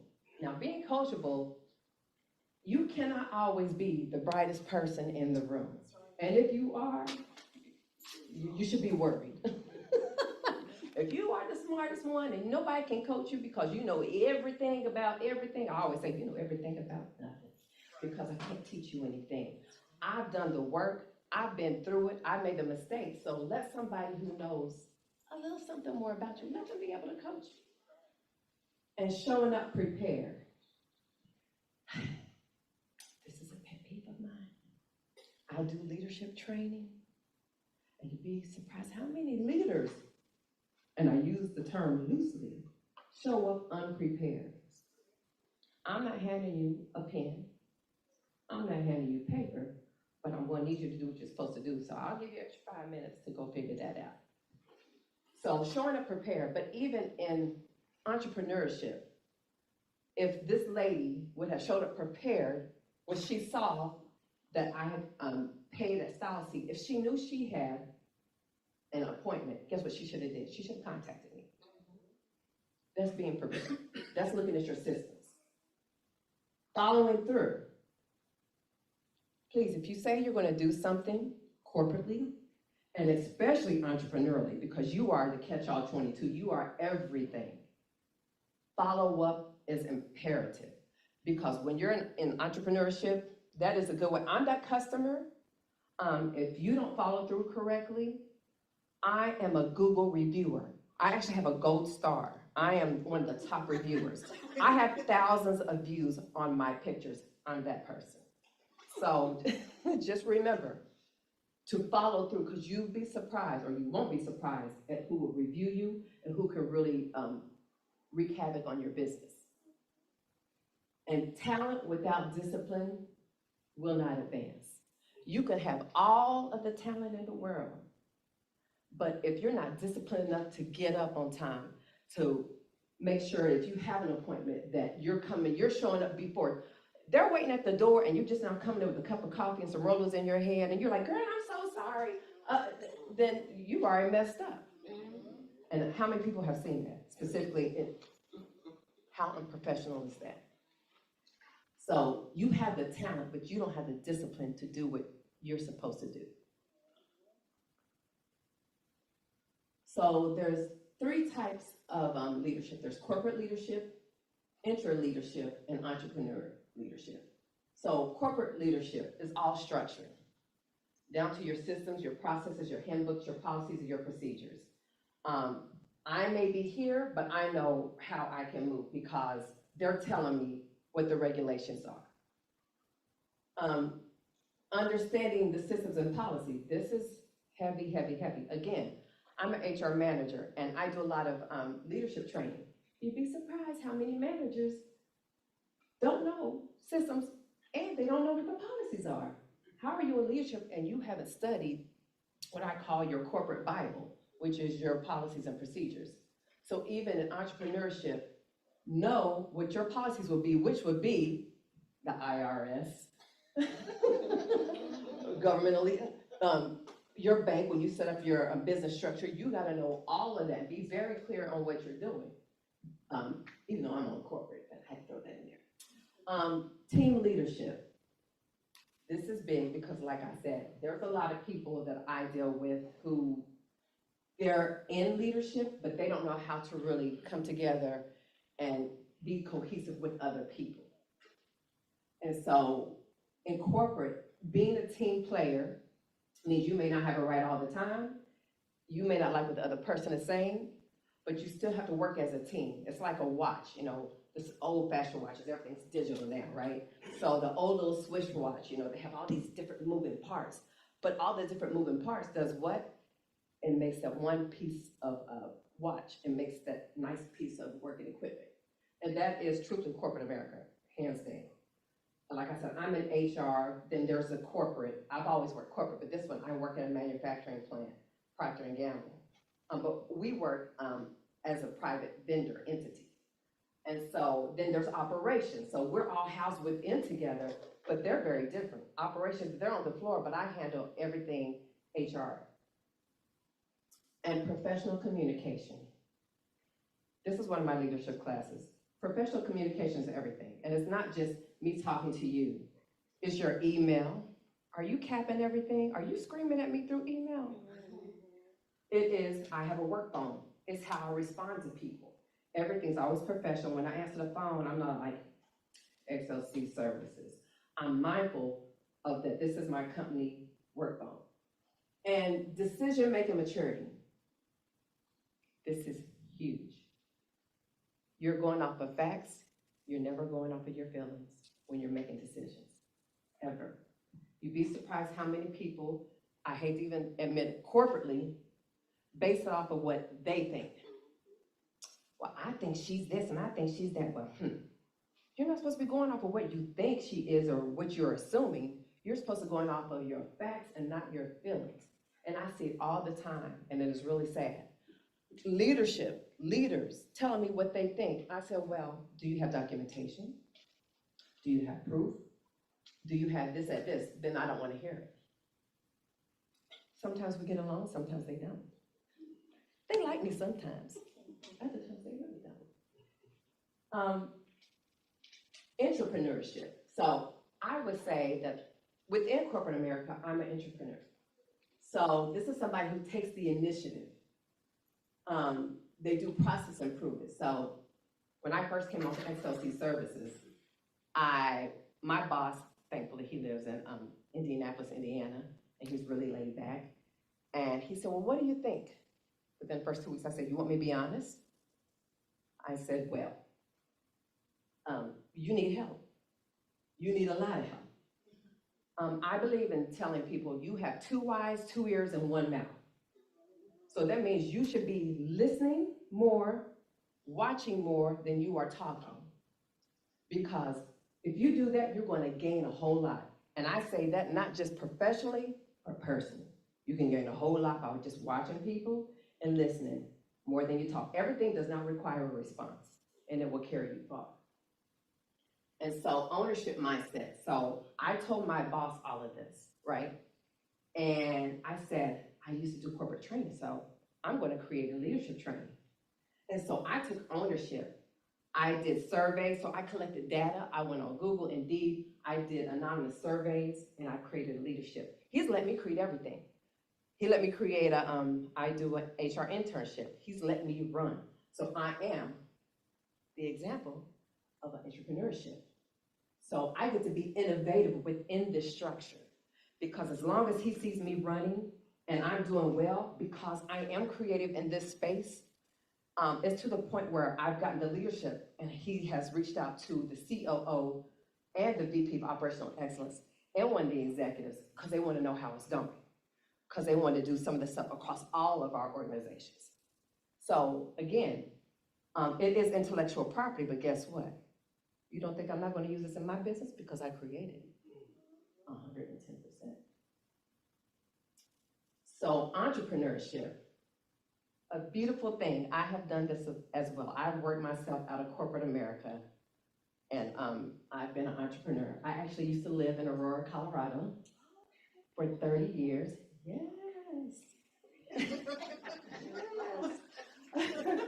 And I worked myself out of corporate America. I was working at Red Robin corporate office. I was doing payroll. Hated it. Hate payroll. For all you finance people, sorry. Sorry, not my thing. I'm too creative. And so by trade, I'm also a licensed cosmetologist. Yes. And so, it's my people. And so I ended up, literally kept my day job, got a space, because what it was is every time I would go out, Latino, I had a Russian lady, people were like, oh, I love your hair. And I'm like, really? I'm like, I do hair, you can come to my house. And they were like, yeah, no, we're not doing that. So I started thinking like, you know what? I found a space and I worked my corporate job and my business simultaneously until I worked myself out of it. And so you are the vision ownership. You own every single little piece of your vision. Corporately, it's theirs. You can suggest things, but chances are, if you're not getting to the higher level up, like at my job, I'm like, we need like a real HRS system. They've kind of dated it a little bit, but they never jumped into a relationship. So we're stuck doing stuff like from 1991. But as an owner, if I own this company, I would be able to do it. But I don't. And compliance awareness, just being aware of all the compliance issues that could potentially come up as a business owner, because they are there. They are there. Like I said, I could give the hairstylist, I'm thinking of a situation like if somebody's hair burnt out, what would you do? If they got a relaxer in the scabs, did you know that they have beauty insurance? So just those type of things, just making sure you're in compliance for whatever you're going for. And structure in business. So this is going to coincide corporate as well as entrepreneurially. So AI, if you guys are not doing AI or taking a class or at least YouTubing what's the hottest thing, you need to, or you're going to be left behind. Chat GPT is literally my best friend. I talk every business, if I have ideas with my job, I talk through all that stuff. Now, go beyond Chat GPT. There's so many other things out there. But this is going to take you far, even in your business. If you're not even clear on some things, it is the way to go. Structure of business, compliance awareness. Again, I think that's repetitive, so I think I already went to compliance awareness. So, and know that in corporate America as well as entrepreneurially, your protected classes. So know your state laws, know your federal laws, please, please, please, please. Let's say you're an entrepreneur and you decide, you want to hire somebody to come in and do X, Y, Z. Well, you guys are nice and young and beautiful, and you see somebody coming, they look a little, scraggly, they look a little, what you deem to be old. And you're like, you know what? I'm not gonna hire her, she's old. Guess what?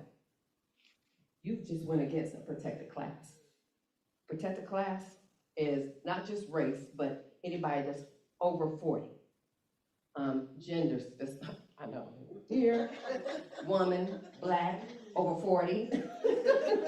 And all of them. And then a few years ago, I think they added in, if you're pregnant, you can't discriminate. So just have a heavy understanding your protected class. And then documentation.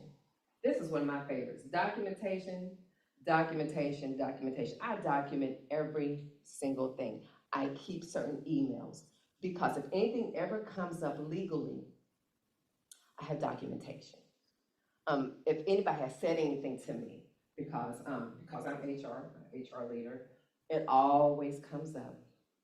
I'm always in somebody's unemployment hearing. I just terminated somebody about a week and a half ago, and then he was claiming that I was intentionally researching his history. But it is my job, if you complain to me about your manager, I go to your manager and I said, hey, there's a complaint, what is going on? And the manager says, well, let me send you all of the text messages. Oh, well, you didn't send me all of this. And then I said, well, she said, I came in on a time I normally don't come in. And, you know, he wasn't there. I asked the guy, where's he at? He said, he's been gone, I don't know. So she stayed for an extra hour. He never came back. And so I said, The person to me said, Johnisa? Johnisa said, what? I said, let's look into that. And so I said, did he clock in, did he clock out? She said, I don't know. I said, can you get that for me, please? So not only did she get me that, because in a warehouse manufacturing, there's a turnstile that you have to go through. There's a turnstile you have to badge in. And then there's literally like almost a 10-minute walk before you even get to the company. So I had a chance to compare his badge-ins to his time. He had been still in time. I don't know where he was going, but he was not at work. And so within that, I said, we could terminate right there, but I know the person is learning personality, learning people. He's already special, argumentative, thinks he knows everything. So I asked for 2 weeks. Can you give me January 1st to January 15th? Within a 2-week span, he was stealing over 42 hours every day. So documentation will always be your friend. Did I need that much information? No. But will it help me when he goes to unemployment? Yes. And when he told me, when I terminated him, he told me that he was going to sue. And I said, you are more than welcome to go and talk to an attorney. I said, but our stance and our determination, it still stands. Have a good day. And always having professional standards. This is big for me. It's probably just my generation and the way that I was raised. And the way you present yourself speaks everything.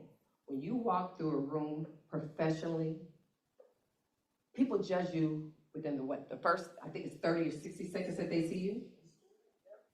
So professional standards. I go to the plant like this all the time. It's a plant. Most people come in sneakers. This is my uniform. It does not matter because this is my standard. Set the standard for yourself, even entrepreneurially. You know, you are selling yourself, your service, and this speaks volumes before you actually speak. So have those professional standards. It will carry you far. And capacity, enjoying the journey. So ask yourself about your capacity. Can you manage your time? And when I say can you manage your time, not just professionally, entrepreneurially, but in your entire life. Because if you can manage your time across the board, you will definitely go far. Because I know when I started off, I was trying to juggle everything, but I didn't have a time system. I didn't have management, and I felt like a chicken with my head cut off. So can you manage your time? Here's an even bigger. Can you manage your emotions? Can you manage your emotions? And if not, read some books on emotional intelligence and try to get emotionally intelligent. Because your emotions can really mess you up. They can make you make decisions and have you in places and having you with people that you shouldn't be with. And that's professionally, and that's relationally, friend, family, anything. That was free. And here's a big one. Can you receive feedback? If somebody gives you some feedback, do you get upset, catch an attitude, start rolling eyes and, snatching air and all of the things that, people do, when they get mad. What do you mean? I was just trying to tell you that maybe if you A, B, and C, maybe this would help you out. I'm not trying to tell you how to run your business, but as somebody who cares for you, or I'm just a customer who's telling you that I wasn't satisfied. I'm just an employee who's telling you I don't like the way that you talk to me. Can you can you receive the feedback? And can you follow through consistently? Consistency to me is everything. Do you sometimes show up on time? Sometimes you're not on time. Do you always have the same energy? I always have the same energy. Always. Even when I'm sick. I'll fake it till I make it. I'll be in the Zoom and I'm like, hey, good morning, everybody. I'm like, hey. Then I go, I'm like, oh, I fake it till I make it because I want to be consistent. I don't want people thinking like, she must be bipolar. You're not consistent. I hear it all the time with people in leadership because employees talk, they complain. They may not go to the operations manager, but I hear it because people are so inconsistent. And I will share a little bit of capacity and joy in my journey. I'll make it really quick. I started off doing hair like they had a cosmetology class in high school. So I started off doing that. And then I got licensed. I'm the adult learner. I decided to go back to school as an adult learner. And I literally, I got my degree in business. I have a green belt in Six Sigma, and I've also ventured back into my own business. And so I can tell you the journey has been hard. I've had a ton of failures, a ton. But I've learned a lot along the way. And there's a lot of joy in the journey because at this stage in life, I wouldn't take any of my failures back. So find joy in the journey. And my last slide is, don't just pray for it, prepare for it. Yeah. God, you can pray about everything that you want to do, but you need to prepare for it, and there's always action. Everybody's saying, I'm waiting on God, but God's waiting on you. So, that's it. Oh, any questions?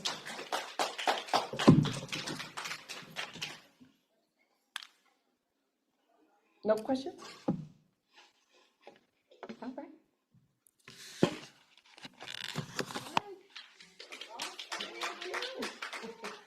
Can we give her another hand, please? All right, here's my bottle of water. I'm almost done. My goal is to try to start drinking more water. And so this is about one of the ways that I tend to do it. So I'm going to pour some more, and I'm almost done. This thing was full when I first started. So we'll see what happens by the end of this day. Again, we want to thank our guests for coming and talking and sharing. I think the great thing that you're seeing and hearing right now should be information that you're carrying with you, all right? Every single entrepreneur started where you're starting right now. They didn't really have all the answers. They failed a lot. And then I don't know if anybody wrote it down, but what did I say failure meant? I made it up, but what did I say it meant? Fueling ambition into lasting, unstoppable resilience and excellence. Just remember, failure is not a bad word.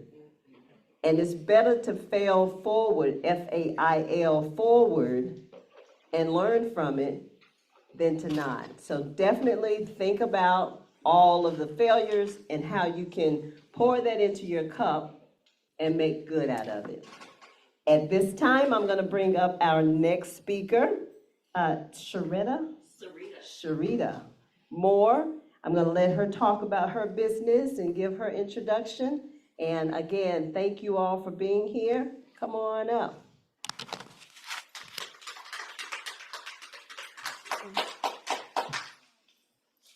All right. Good afternoon, good afternoon, good afternoon, Bells.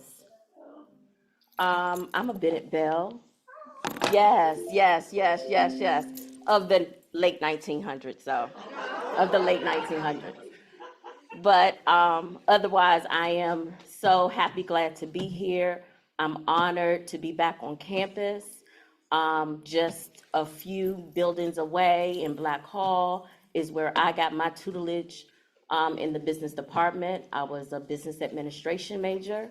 My professors were Dr. Covington, Mr. K, Mr. T, Dr. Taylor. I know some of them are not still with us now, but that's where I learned what I learned and then was able to put it into practice when I got back home, okay? But I'm reading the room and we've been sitting for a very long time. So I'm gonna do a game. And I'm gonna ask you to stand up or sit down if this applies to you, because we need to get some of these juices running. And because I'm an entrepreneur and an educator, I know when I'm about to lose the room when you're number 4 after all of these great speakers that were ahead of me. So let's take time to take a little self-care test, as you will. And if you agree, it's what you call would you rather. So if you rather do something, you stand up, and if you rather do the next thing, I want you to just remain seated. So would you rather take a mental health day, or would you power through and relax later? So if you would rather take a mental health day, stand up. And if you rather power through the day and relax later, remain seated. All right. Would you rather study in a cozy cafe, stand up, or would you rather study in a quiet library corner? All right. Would you rather delete social media for 1 week, stand up, or would you go without your favorite streaming service, sit down? Okay, all right. You're gonna delete it for a week? Okay, I got you. Would you rather have an hour of sleep, stand up, or would you rather have an extra hour of productivity, stand down? I know. Hey, you want to clone yourselves. These are the people that want to clone themselves, okay? Okay. Would you rather go to the gym with friends, stand up, or would you rather do yoga alone, stand down? All right. Would you rather cook a healthy meal for yourself, stand up, or remain seated if you rather order your favorite comfort food? All right. All right, nobody knows, no. Would you rather take a nap, stand up, or remain seated if you would rather take a quick workout when you're tired?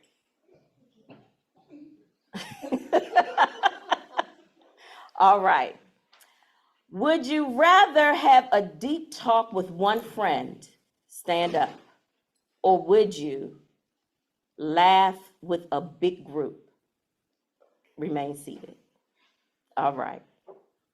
Would you rather write someone a thank you note, stand up, or would you rather tell them in person, remain seated? Would you rather spend a night in with roommates, stand up, or would you rather go to a campus event, sit down?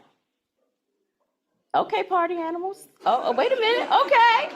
It just depends if you like your roommate or not. All right.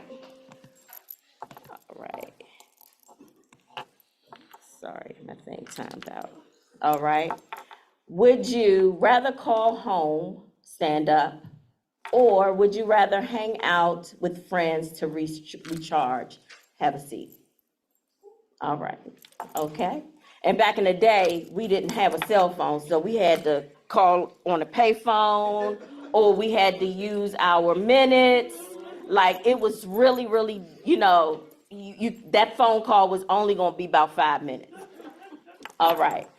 Would you rather meditate for 10 minutes, stand up, or would you rather take a walk in nature, remain seated? Okay, nature, okay. Would you rather journal privately, stand up, or would you rather make art to express yourself, remain seated? Okay, creatives in the house, all right. Would you rather sleep on a Sunday, stand up, or would you rather wake up early for a peaceful morning, remain seated? All right. Would you rather go phone free for the day,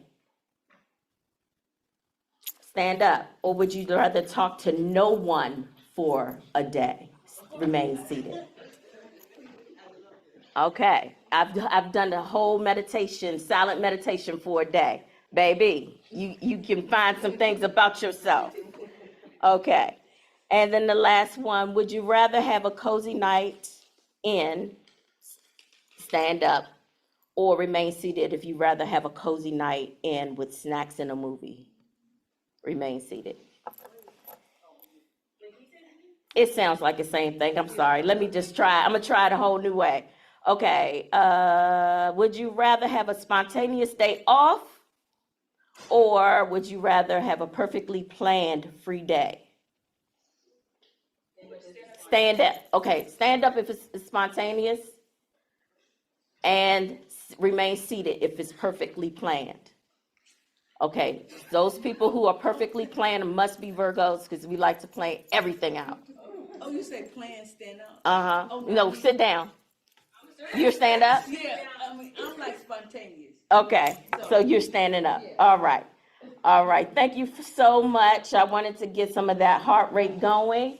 Again, I am Sarita with Serenity by Sarita. I'm class of 1996, and I'll be discussing entrepreneurship, wellness, and sustainable practices.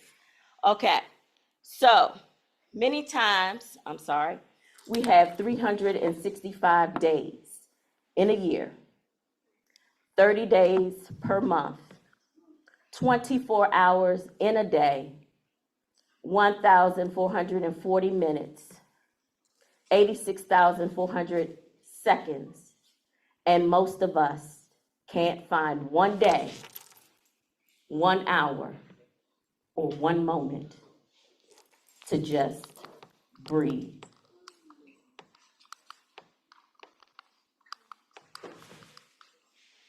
So, my sisters, I want us to ground ourselves in this moment right now. And if you would, breathe with me. If you would, close your eyes and soften your gaze. And just connect with your breath for just a moment. Breathing in through your nose as if you're smelling a flower. Holding it, and exhaling through your nose as if out of your mouth, as if you're blowing out a candle.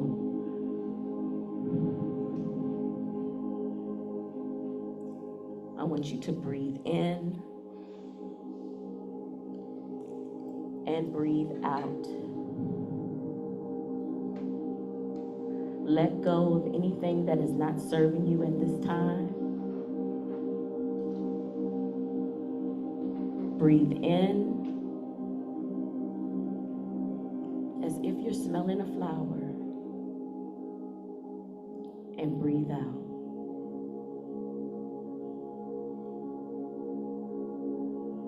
Know that you are safe. Know that you're supported. Know that you are loved. Breathe in and breathe out.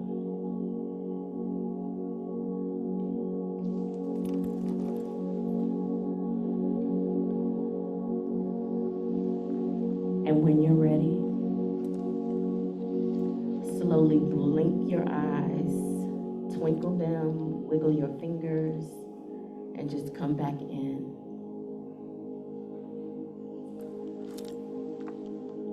So often, we do not get a chance to just stay and just breathe.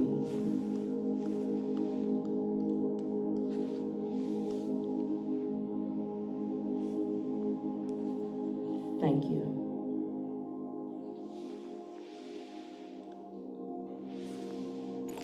Next slide, we can stop the music.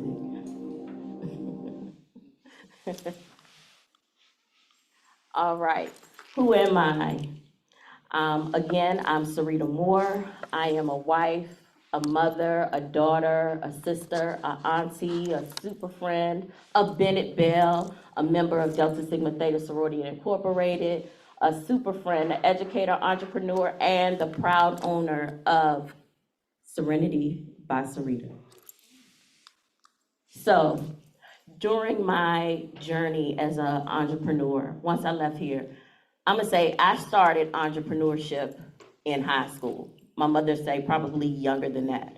I used to literally have parties in the house, go to, and you all are probably really so young or whatever to even know this, but back in the day before Netflix, we had something called like Blockbuster and Arrows Video. So I would go there and get the most recent movie that, because you know, if you didn't go to the movie theater to see it, you're going to see it on the videotape, right? And I would invite a bunch of friends over and say, we're going to have a movie party, but I was going to sell them popcorn, snacks, soda, the ices, the Huggies, all of that, right? Because I wasn't really trying to get a real job. Like, I tried Baskin Robbins, that just didn't work for me. I wanted all the money for me because I didn't want to have to pay those taxes. Although I know I have to do it now, but I just didn't want to do it then. In college, I really didn't like the caf food all that much. So I had a walk and an eye, and I cooked. And I cooked well. Even though we weren't supposed to have it, I had to do what I needed to do. So I would even sell dinners in the dorm. Now, I wish I would have known about my soups back then. I probably would have made a killing. However, just it didn't happen, right? Left Bennett, did a lot of temp work. I worked in corporate America, but I always had the desire of being an entrepreneur. And I tried so many things. I was independent consultants for a whole lot of brands. What was it? Party Lights, Warm Spirit, all kinds of things. I even went into real estate very briefly. But about 10 years after that, I said to myself that I didn't want to make money for anyone else but myself. I was going to bet on myself. So I started Miss Pris Jewelry. I also did a partnership, Rouge Makeup Artistry, with one of my line sisters. And then around about in the teens, I'm gonna say, Sarita Salsa. Now, Sarita Salsa was organically made. Like, I started making, of course, I had house parties again, making salsa, and people was like, oh my God, it's so delicious.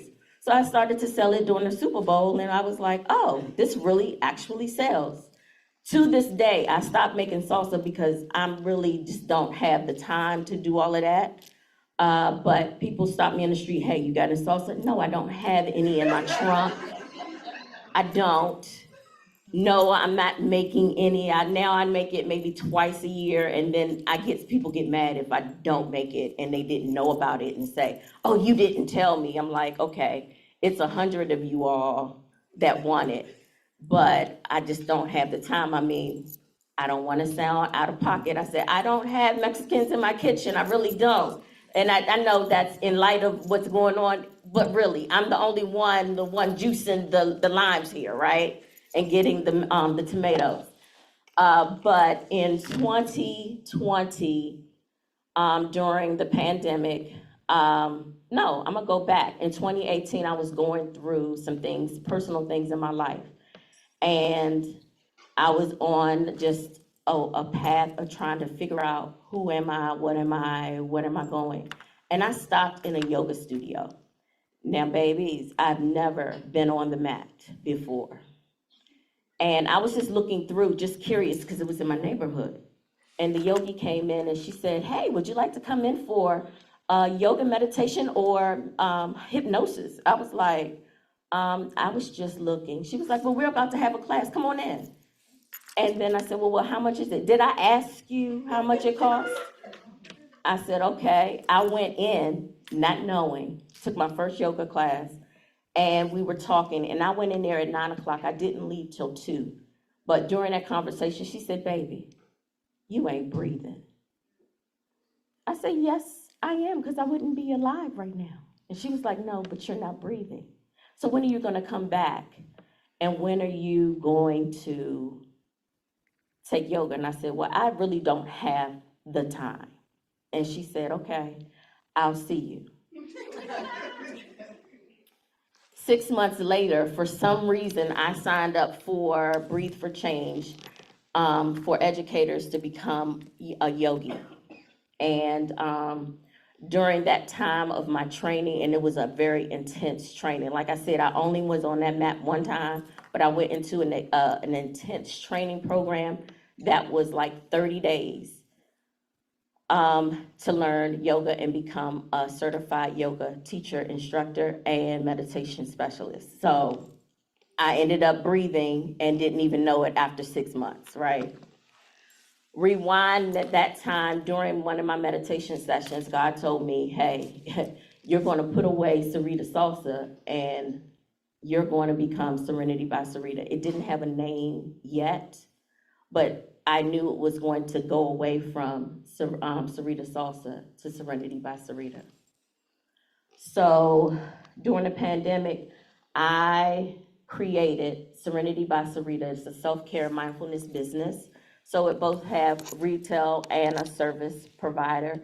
I create and promote wellness through the mind, the body, the spirit, and I offer personal care products made by hand and offering meditation and Reiki services. Some of my items include body scrubs, body butters, bath soaps, and self-care kit. Just like the young lady was talking to us earlier today, yes, your body can heal. I discovered Serenity in the tub. When we couldn't go to the pools, I was in the tub because I go to the water when I need spiritual healing. And it started off with bath soap. So bringing Serenity to life with a purpose.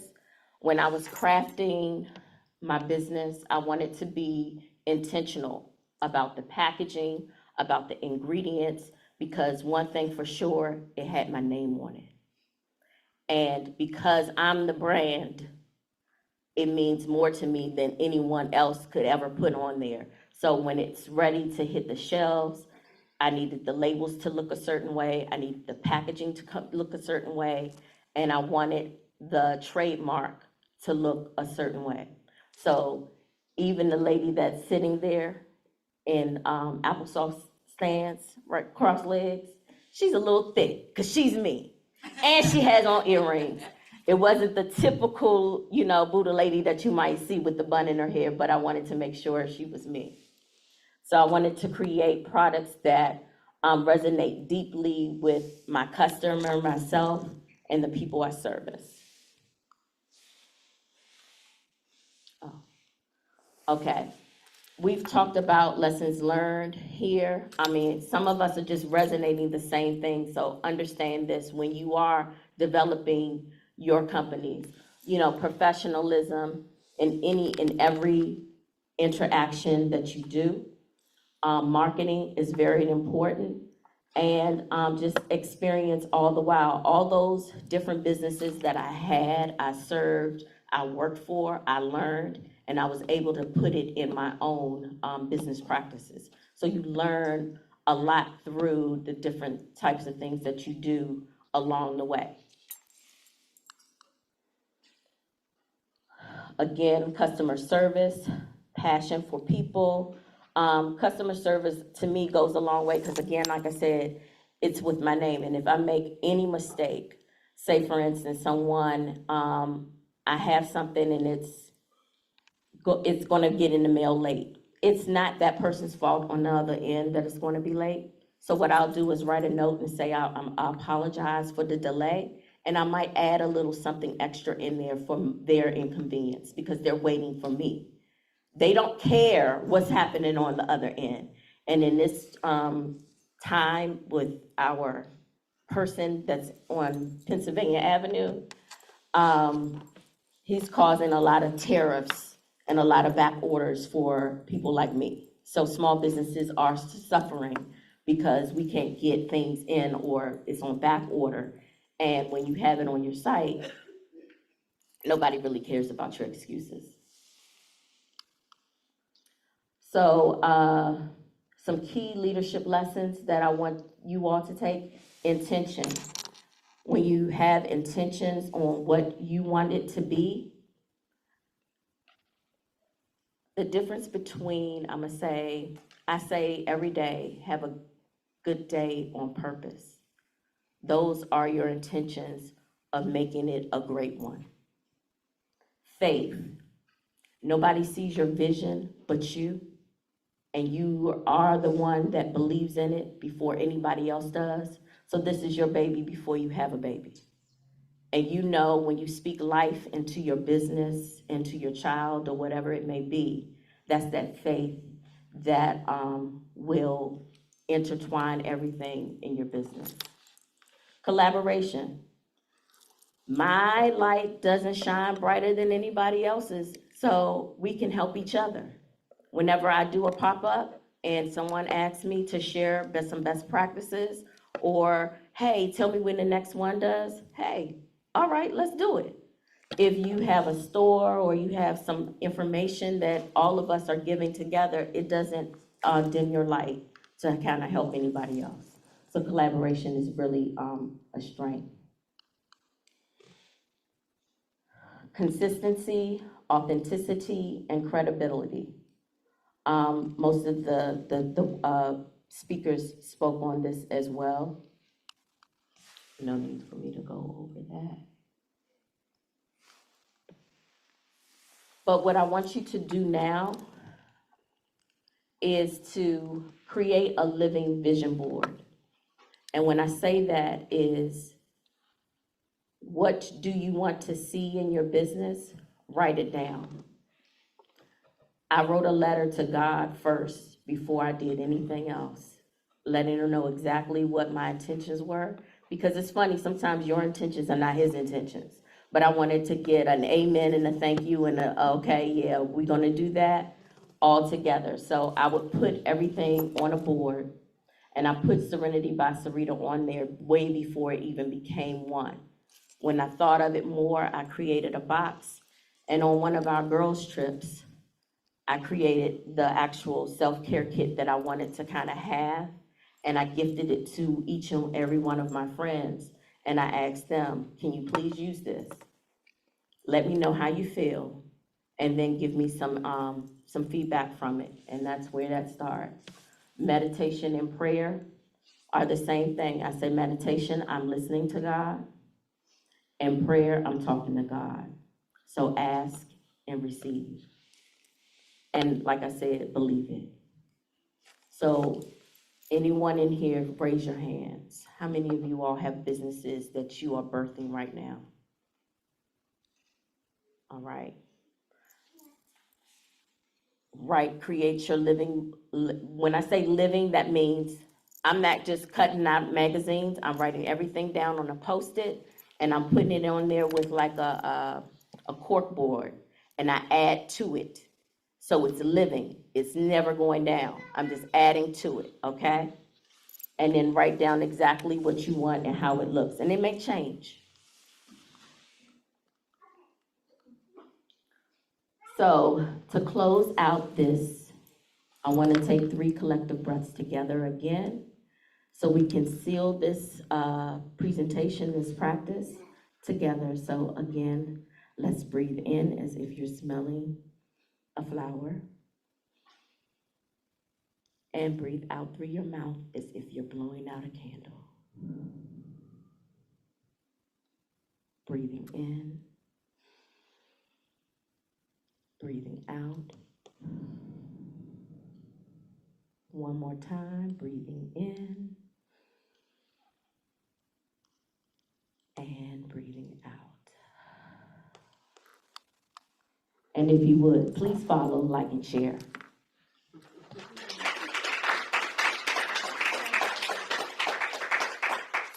Any questions?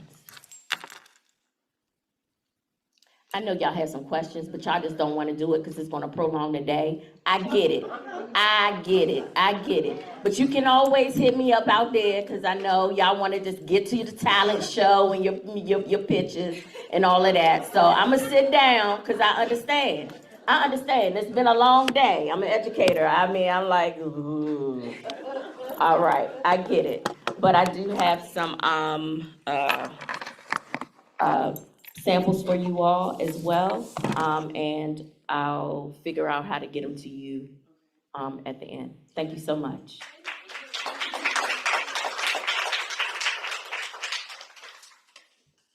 Fabulous, fabulous, fabulous.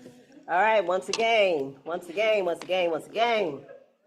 All right, there we go, pouring in that knowledge, pouring in that experience, pouring in that information, and hopefully you'll be able to take a sip of this cup at the end of the day, okay? Get all of your information,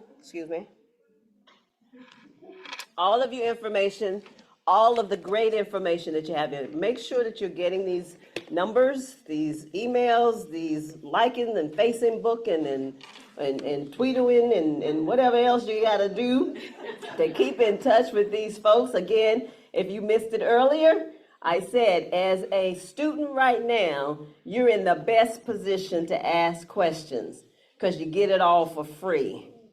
And once you graduate, you come to knocking on my door, I'm gonna start charging you, okay? And don't say, well, Professor McNeil, you knew me, I was in your class. Yeah, and you should have asked the questions then, because otherwise you're gonna be charged, okay? You're gonna be charged. So ask questions, even if you don't ask today. Keep the information, send an email, send a follow-up. It's always great if you say, hey, thank you for speaking at our business pitch competition. I really enjoyed your session. I'm interested in, and get the information you need right now, all right? So what I'm gonna do, I know you all are ready. I know. We're gonna go ahead. We got one last speaker. Is she here? Yay. I'm gonna bring her down.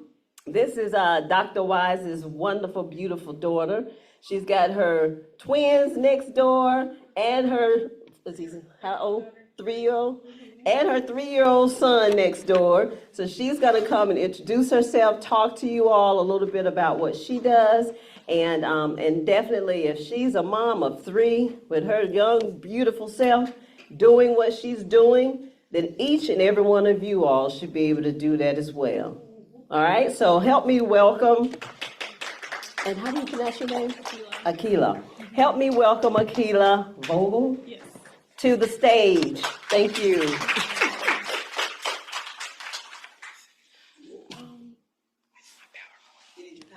Yes, ma'am.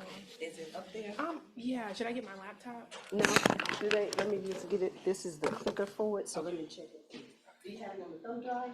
I think my mom put it on there. I think she put it on.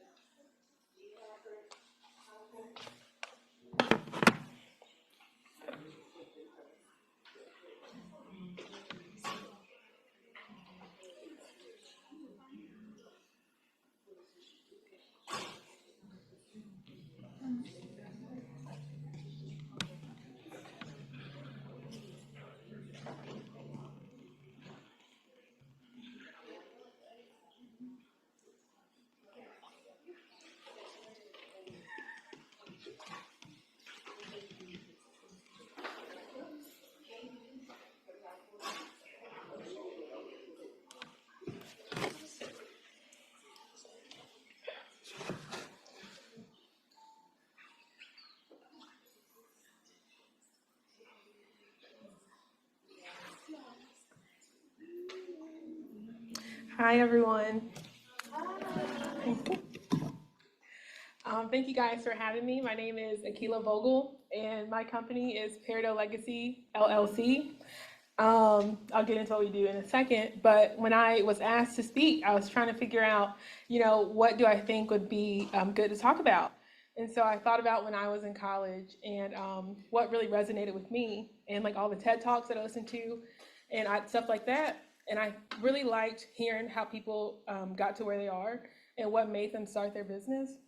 So I figured I would just tell you guys about what I do and how our business came to be. So first, to start off, who here has thought about starting a business? Okay, that's a lot of you guys. So who here actually has a business? Okay, good. So hopefully by the end of this, I would like to get those who thought about it, who don't yet have a business, kind of more so leaning towards starting a business, and those who didn't raise their hand at all, maybe just even thinking about what it takes to start a business. Yeah, so my company is Peridot Legacy LLC. As Ms. Tammy had said, I have 3 kids. And so when trying to figure out the name, we wanted to leave a legacy for our kids. And we wanted to be able to leave them something when we're gone that they can kind of continue and run the business. And Peridot is my oldest daughter's birthstone.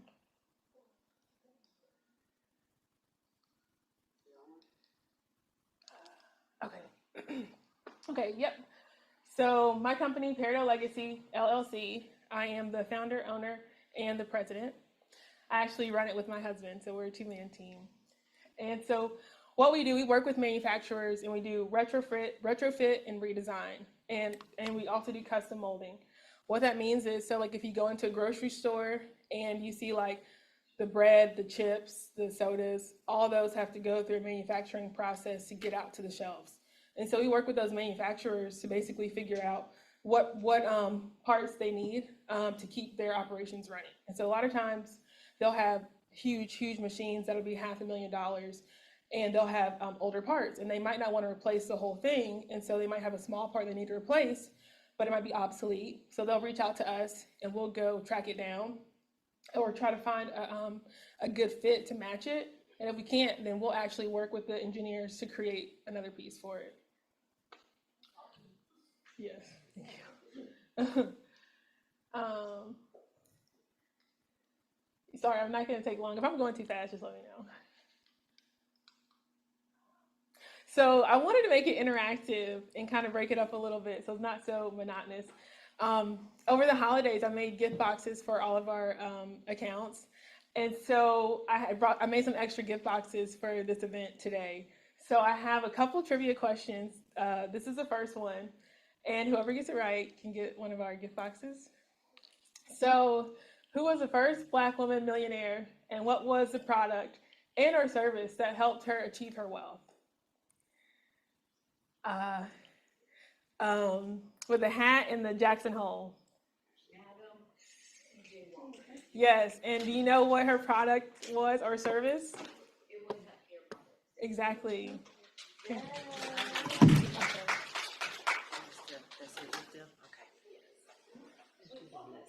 Yes.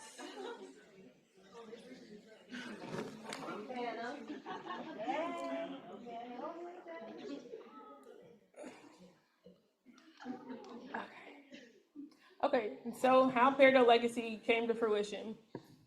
I have an undergraduate degree in accounting. I went to East Carolina University, go Pirates. And then I worked as an accountant for roughly 4 years.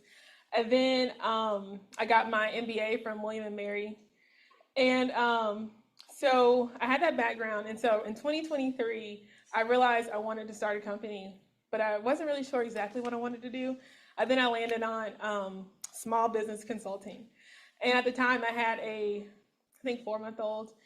And while trying to get that up and running, I realized it was a little bit more work than I expected with the time that I had. And so I kind of put it on ice. I was a stay-at-home mom. And so my husband was working.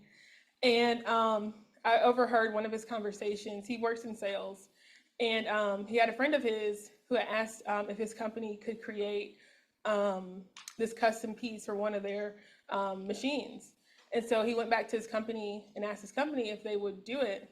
And his company was like, no, that's not in our wheelhouse. And so his friend told him, hey, well, if you ever want to try and do it, just let me know. And so my husband was like, no. And so we kind of put that on ice. And this was a pretty large company. I won't say the exact name, but they do a lot of dog toys and dog supplies. They're a nationwide company. And so my husband was like, no, I'm fine. And so fast forward, my husband was actually working for another company, and his boss would call him at like 9:30 at night, just always just like rearing him about why you didn't do more and more and more and more and more. So I told my husband, I said, hey, listen, you have the relationships, you have the connections, and you have this opportunity that this guy has. Why don't we work together, and I can do the business side and you do the sales aspect, and we just kind of take a chance and go out on our own. And he was a little apprehensive, but I kind of like tugged at his pant leg. And so he agreed. So I actually had him, while he was slowly building up the business, I had got a full-time job. I actually went back and worked in, I actually pivoted and did software development. I know it's completely different. And so I worked full-time doing that while he was slowly building up the business. And we took turn watching our daughter from home. And so, as of, it'll be almost a whole year where now we're fully reliant on our business for income. Wonderful. Yeah. Thank you. Yes. Oh, so we have 15 different clients, and one of those clients we operate in 8 different states so far. So we have clients all over.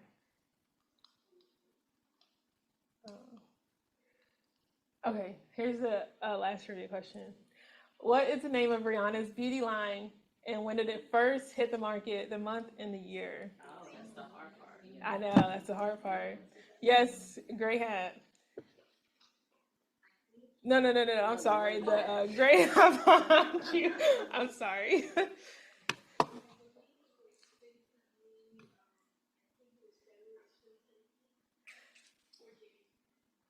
I'll give it to you. You have the correct year, and it is Fenty Beauty. It was actually September 2017, but it was personal.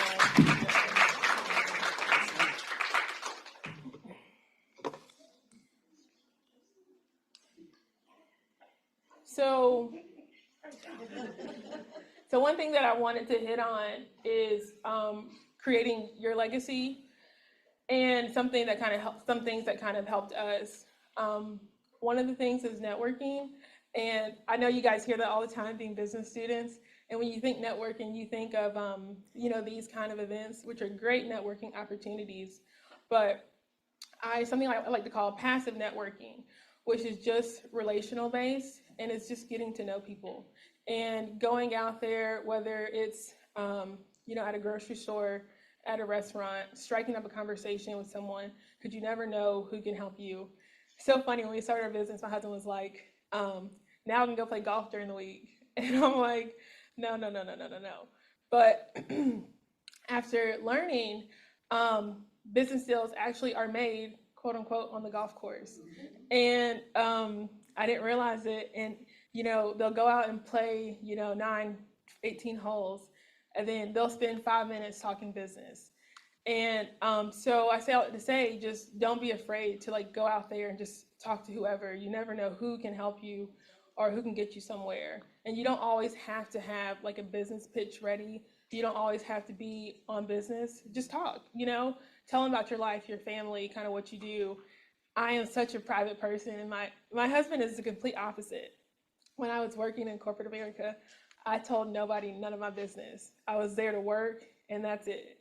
And he is the complete opposite. He calls his clients. They know my daughter's name, when her birthday is. They know how old my twins are, how they're doing. And he knows the same about their families and stuff. And shockingly, people are more willing to do business with you the more they know about you. And so I think, so really focus on passive networking. And then work-life balance. This is going to be different for every single person. When you have your business, it can sometimes be hard to find the balance. I know for us, My husband tries to work core hours between 8 to 5, Monday through Friday, just because that's a lot of times when the plants have all their staff there. And I do all the business side, so the accounting, the finance, marketing, all the stuff like that. And since mine can kind of go kind of whenever, I work usually in the evenings or on the weekends. Yeah, so, some people, if your business truly is what you really love, then maybe you already have work-life balance that's working all the time because you love it. I will say, honestly, for our business, I'm in it for the money. So I try to take some time off. And knowing how to fail, this was a really hard one for me. When you have your own business, you hear tons of no's. You hear no's almost every day. And I was a perfectionist, still try to be, but it doesn't go too well sometimes. And, you have to learn how to adapt. I have learned that how can we turn those no's into yeses?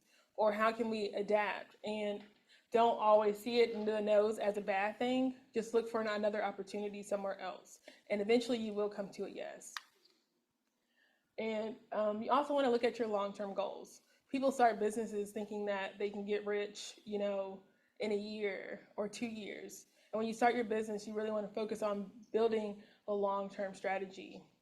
I can't remember where I heard it from, but they said you want to give your business at least 4 years before you actually start to see a profit. So you want to stick with it and really take your time. Don't rush things. You don't want to burn yourself out before it even gets started.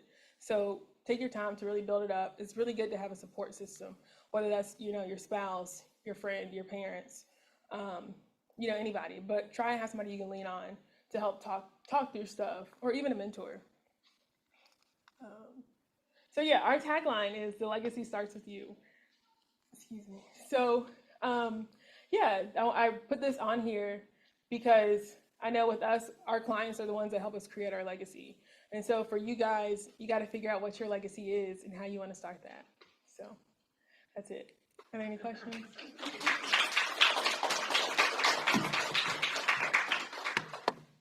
Oh, yes.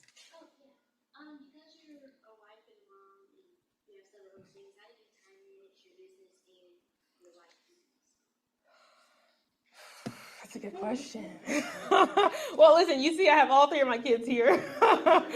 To be honest, every day is a new battle. I personally focus on putting out fires currently, just because we're at that stage where our business is growing so rapidly. And I have so much going on, and I still am the primary stay-at-home parent for our kids. So I honestly will have them, put them down. And people say, don't put them in front of the TV. Sometimes I have to go in front of the TV to write a couple checks. So, I try to just do stuff, honestly, whenever I can. Whenever I get a few minutes, I'll say, hey, let me go, do this spreadsheet. Hey, let me do this reconciliation. Or, sometimes I'm also like, hey, I'm tapped out. I'm going to go take a nap. So I still have a whole laundry list of stuff to do. But honestly, you kind of just roll with the punches, and you don't want to be too hard on yourself because the work will always be there, but you want to make sure you take care of the important stuff. But stuff that can get put off till tomorrow, if you're busy, then put it off till tomorrow and don't stress yourself out. That's what I say. So, anybody else?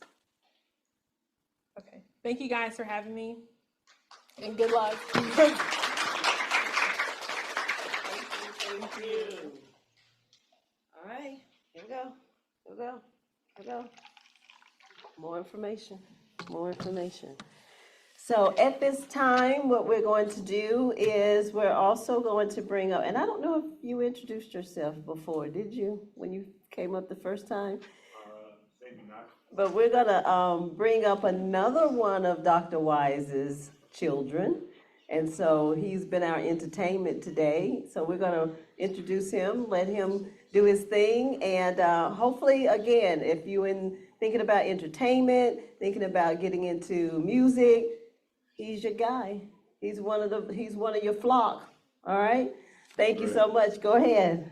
All right, well, I'll go by Wise, WI$E, so y'all can look me up on all streaming services, iTunes, Spotify, Tidal.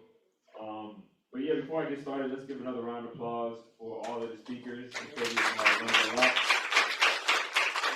Y'all can hear me good, right?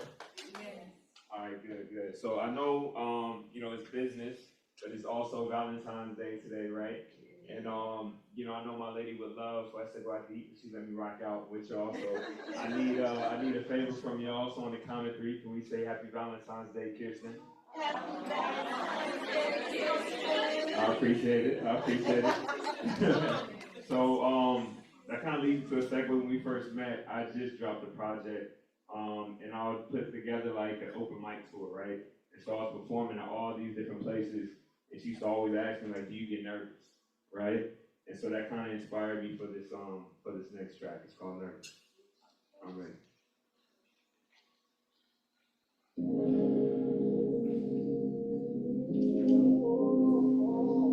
Yeah.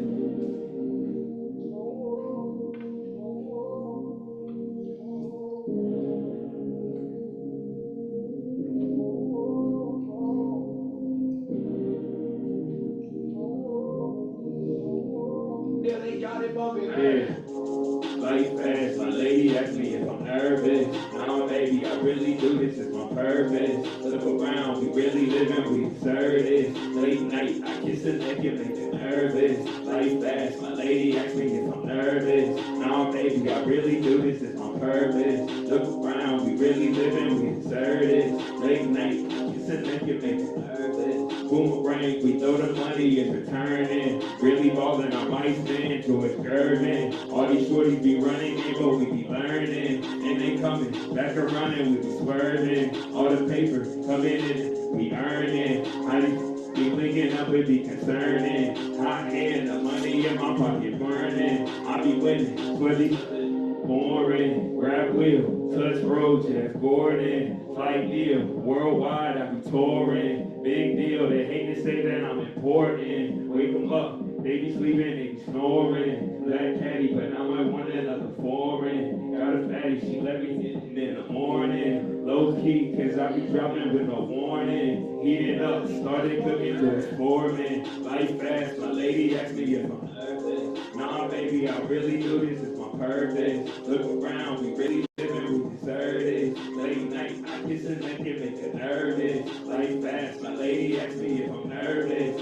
Nah, baby, I really do this, it's my purpose. Look around, we really living, we deserve this. Late night, I kiss her neck and make her nervous. Barely party, I just be chilling and recording. Drop the tape, hit the stage, I'm performing. Like I'm back from the future and DeLorean. In your city, I touched down like I'm scoring. Went to work, open like I had to change clothes. Hold tight, cause where we going, baby, Lord knows. Yeah, they know me, I barely play this, ain't Nintendo. Money calling, I started singing out the window. Life fast, my lady asked me if I'm nervous. Nah, baby, I really do this, it's my purpose. Look around, we really living, we deserve this. Late night, I kiss her neck and make her nervous. Life fast, my lady asked me if I'm nervous. Nah, baby, I really do this, it's my purpose. Look around, we really living, we deserve this. Late night, I kiss her neck and make her nervous. Yeah.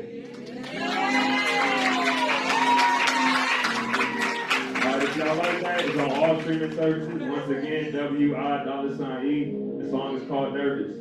So yeah, I got another one for y'all later on tonight, but I hope y'all having a good time. Yeah. WI$E.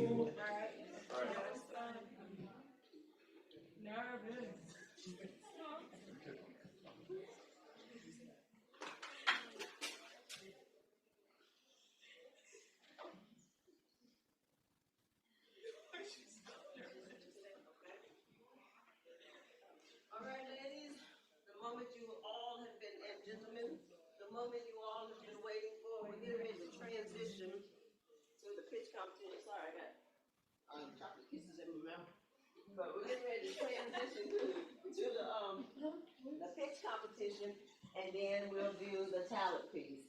So who is pitch number 1? And pitch number 2? 2, and pitch number 3? 3, pitch number 4. 4, pitch number 5. 5, pitch number 6.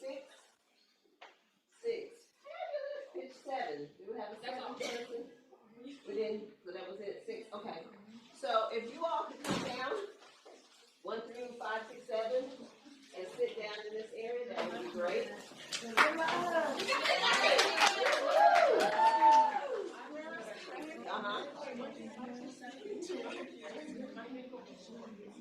There should be 7 rows here, so enough of you all to sit here on the front row.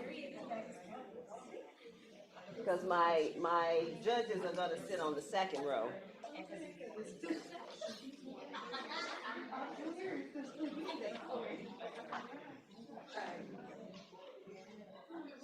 and where's 7? Was that it? It was 6.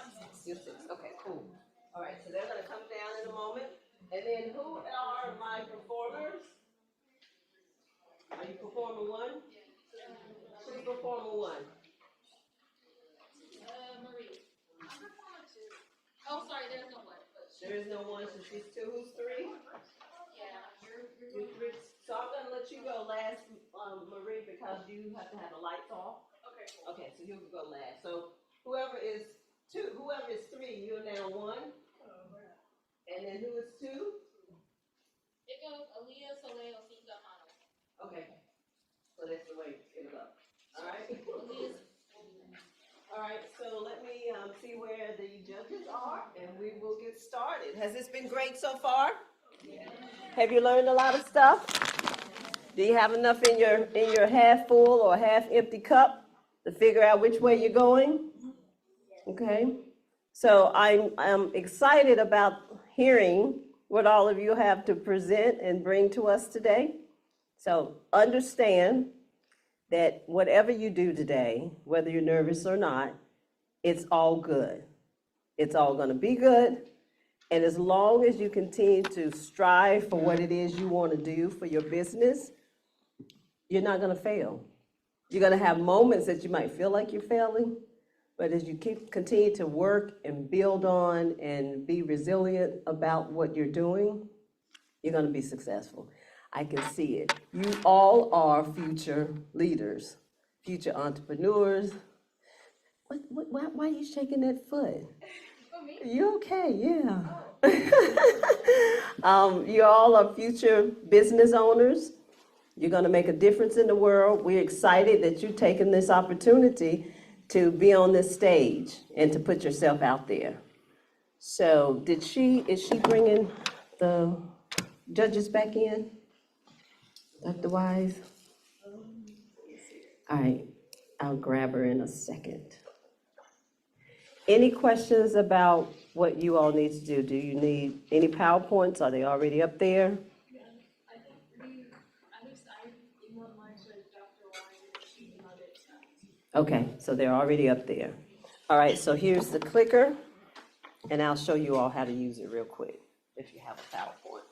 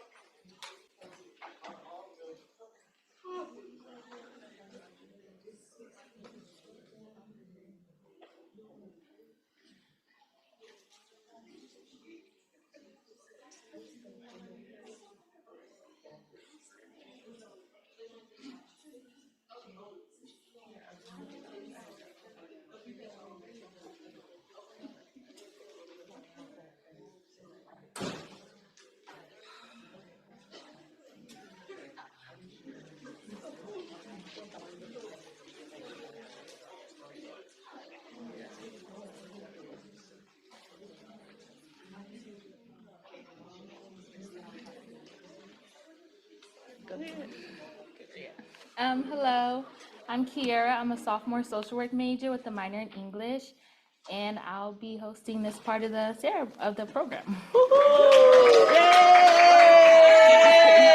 Anyways, you are first, love.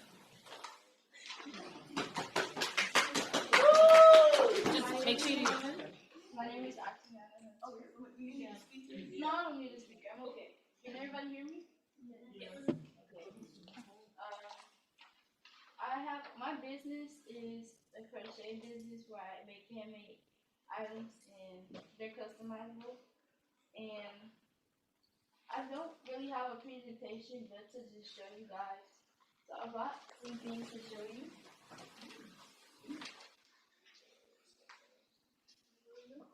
Is it okay if I put this up here?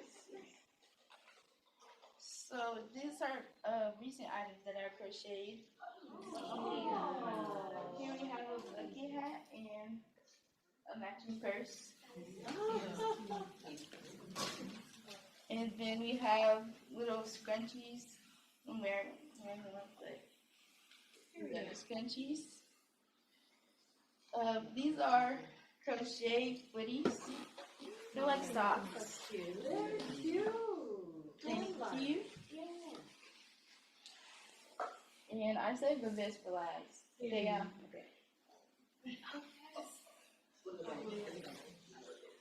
So I crocheted this rose bouquet. Oh my God!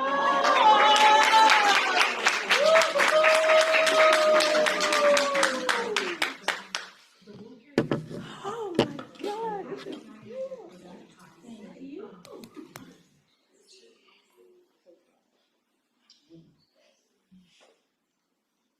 So I started crocheting I've been crocheting for 4 years now, but recently I just thought to turn it into a business. So yeah, and this is, I'm trying to figure out what I'm trying to say. I'm a little nervous, guys. That's okay. Crocheting is beyond a hobby for me. It allows me to connect with others and create with a purpose. Yeah.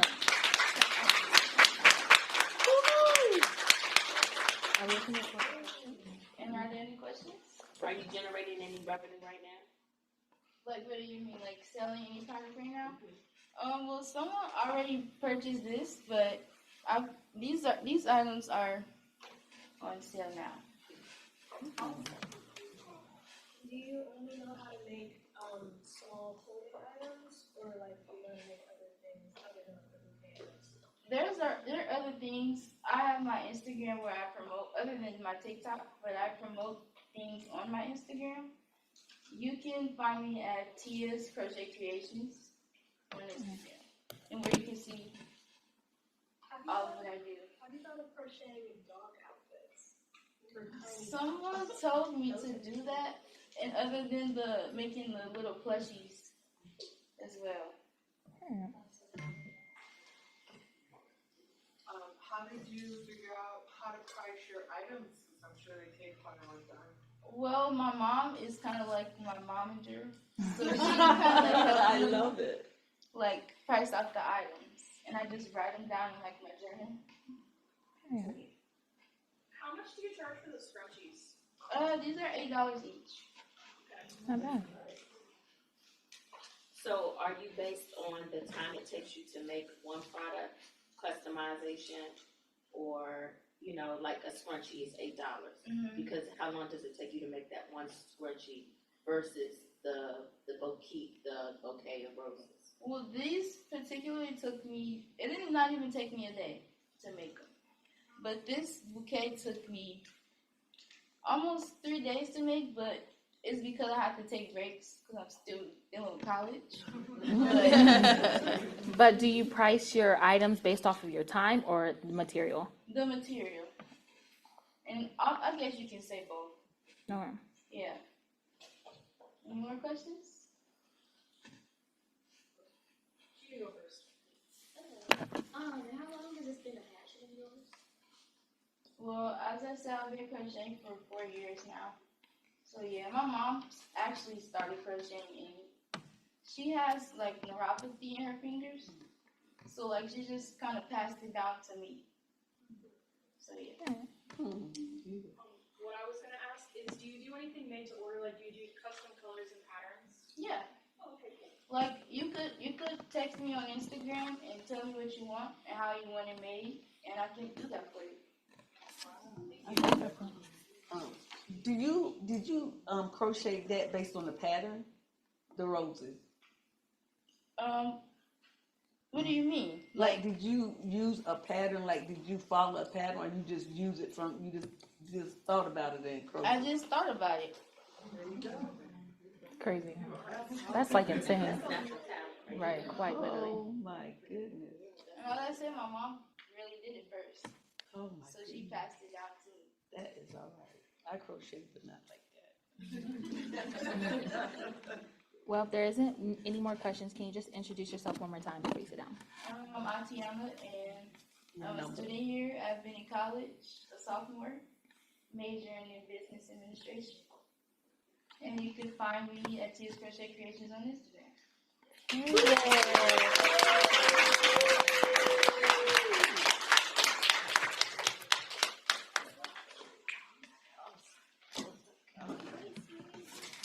And then if you're ready.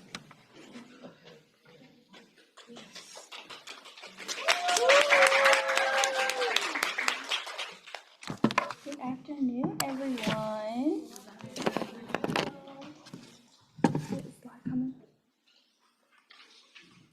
I just want to say, everybody, I'm so grateful that you are here to listen to me, and also to the speakers that we just had.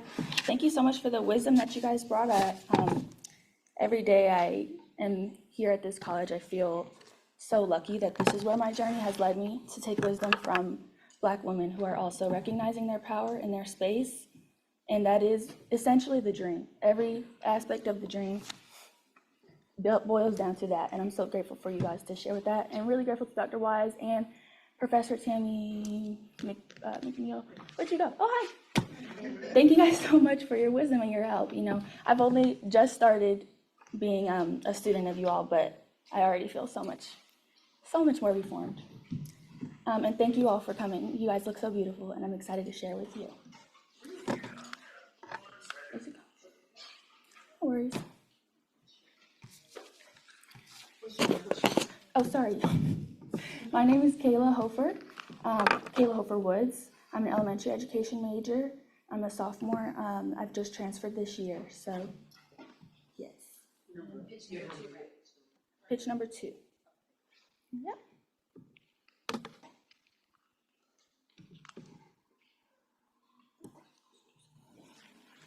Am I supposed to do something?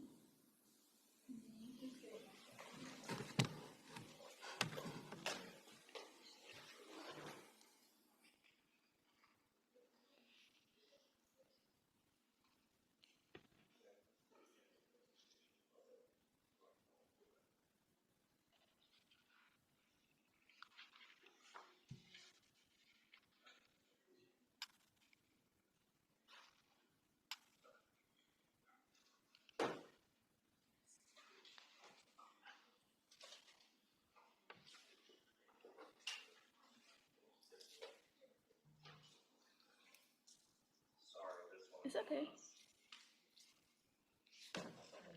It's okay, guys. No unnecessary apologies. Nobody is here to judge you guys. We're all on our own time. Let's take a deep breath while we're waiting.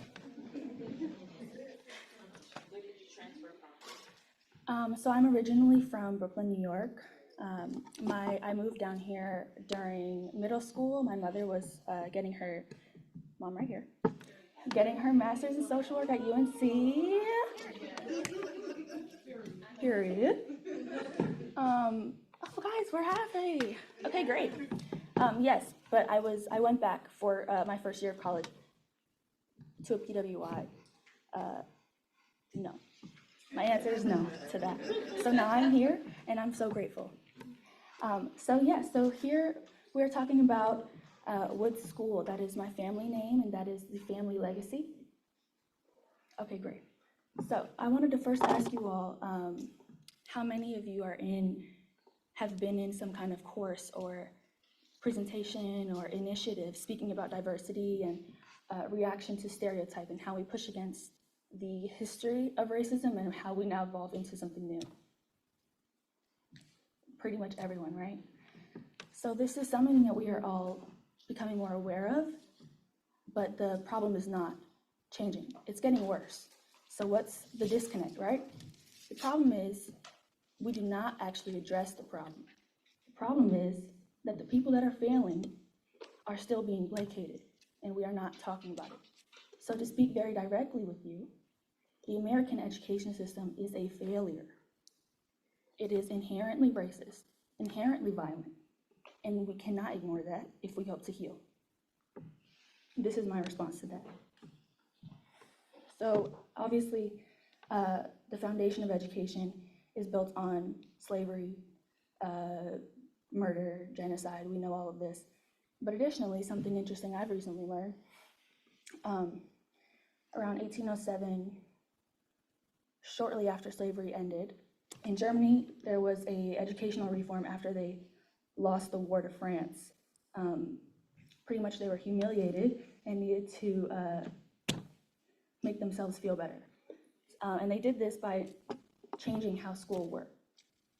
The thinkers that were in charge of this modeled compulsory school. So when we talk about compulsory school, we see what we have now. If students don't go to school or parents do not enroll their children, it is a lawful offense. And using strict standards, using cultural erasure as indoctrination and an erasure of free will. This is not something that I've made up. This is not something that I feel. This is a fact. This is the reality, and this is the history. And we cannot move from it until we understand it. So a result from that, we see still racial inequity in school. We see cultural, socioeconomic discrepancies. We have students that cannot pay attention. We have rising neurodivergent children being labeled as slow or special needs. We see children cannot pay attention. They can't sit still. They're yelling. They're becoming violent. They're hitting teachers. They cannot go to college after graduation. We have a teacher shortage. Almost 500,000 roles are sitting unfilled or filled by teachers without licenses. Here in Greensboro, any of us can be a substitute teacher in nearly any school. It's too easy. It's too easy. About half of elementary students are not on grade level. This rises as they get older. 80% of teachers say that disruptive behavior is unavoidable in classroom and they cannot move forward from it. This impacts the teachers, the students, and the families. Families are more disconnected as a unit. They're not emotionally healthy or respectful with each other. Students are feeling lonely and depressed, which also we see as it leads to suicide, it leads to academic failure, to not going to college, and it leads to being isolated continuously, which affects the mind. Go to the next. Oh, that's me. I did it, guys. Oh, they did it for me. Thank you. Okay, so the solution is not to recognize this as a reform of school. Something that guys, this thing doesn't want to stay up for me. Something that we see a lot is we can recognize that things are not working. We can recognize that they are built on this inherent hatred of Black people, of women of color, of difference. And then we try to change how it works. It doesn't work because it was built to hate us. So this is a revolution. This is not a reimagination. This is a step to change. This is an outdoor preschool with traditional subjects like science, reading, writing, but then also reimagined subjects like empathy as practice. And we apply this with connection to the earth, with connection to each other, and connection to the self. This is not something that I've come up with. This is, well, in terms of farm-based it is, but this is not a new concept. This has already been used anciently, historically, and presently, and it has already worked. But it is not common knowledge for a reason. This would happen by purchasing some land, probably starting with around 10 acres, building a small schoolhouse, growing crops, sustaining animals, standard farm animals, horses, cows, goats, and focusing on care as intelligence and being nurtured by nature. When we speak about nature, we don't speak about just trees, we speak about our nature, human nature. And this also operates on a regular schedule of 8 to 12 for the first half, and then 1 to 5 for the second half, which is normal for most preschools. So pretty much every single level of a lot of our systems are modeled specifically to be harmful, and we are recognizing this. So this time frame is still harmful. This 9 to 12, this 9 to 5 that adults are working every single day is still a part of that racist structure. However, it is not, we can't ignore it. I cannot change everything. So starting with what I can change, and that's this, and then hopefully one day we can find more ease, find more time to ourselves, find more time to be at home. But this is first recognizing the reality. So speaking of these not being isolated ideas, the philosophies that are similar, the Danish forest school model. So Denmark is the #1 rated country in the world for education. I think the United States is at like 21 right now, which is still relatively high in terms of the actual feelings of the people here in the United States. But this is essentially putting nature as the teacher and educators as guiders. So the child leads based on their own inquiry, based on their own curiosity and their own practice. And they learn more, they are more connected to each other, they're more freer thinkers, they're more confident, understanding natural risk as a teacher as well. And then we have the Montessori method. This is more commonly used in America as a practice, which also recognizes play as work, play as the way the child expresses themselves, and can then learn based on their own needs, prepared and beautiful environment, having structure and safety within the surroundings, and then being able to be free within them to find their own independence. And we have Reggio Emilia, which is also a child-led, inquiry-based, recognizing the child is able to self-regulate themselves and them trusting us as able to guide them. So these are all, Montessori and Reggio Emilia are Italian, Danish is also obviously Denmark. However, they were introduced by these European countries. Historically, they were stolen from African ancient practices. This is something we have been doing. We have already done it. So this is stepping back into what we already know. Ancestrally, historically, molecularly, we already are doing it. So we're going back to it.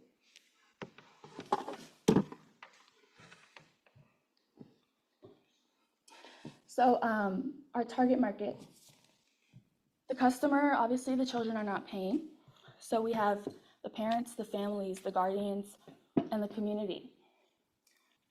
The market size would be closer to just North Carolina. However, across America, people are dissatisfied with education. People are not enrolling their children in pre-K because it's expensive, it's inaccessible. It is not actually doing anything for a lot of schools. And so right here in North Carolina, we are the 9th populous state. We're the 9th biggest state, and we rank, I think, 21st in enrollment, pre-K enrollment. Only 21% of people, of pre-K age children are enrolled in school. 80% of children are sitting at home, not learning, in front of TVs, not being challenged in any way. This is the foundation of childhood, foundation of life to build upon, and they are not being guided in the way that they need to be. We also see the people that are about to start having kids, not right now, please don't rush. But this generation, we have experienced rather persistent harm. Under the Trump regime, obviously other generations have as well, but this is the first generation that has introduced mass technology, mass social media connection, and we've also seen very outward violence, something that has been happening for a very long time, but it feels like we're just now realizing it. So this is to recognize that the people that this is for are already searching for it. They are already in need of safety, of structure, of guidance, and of sound of mind that their children will not be subject to what they are being subject to right now. And this is the answer to that.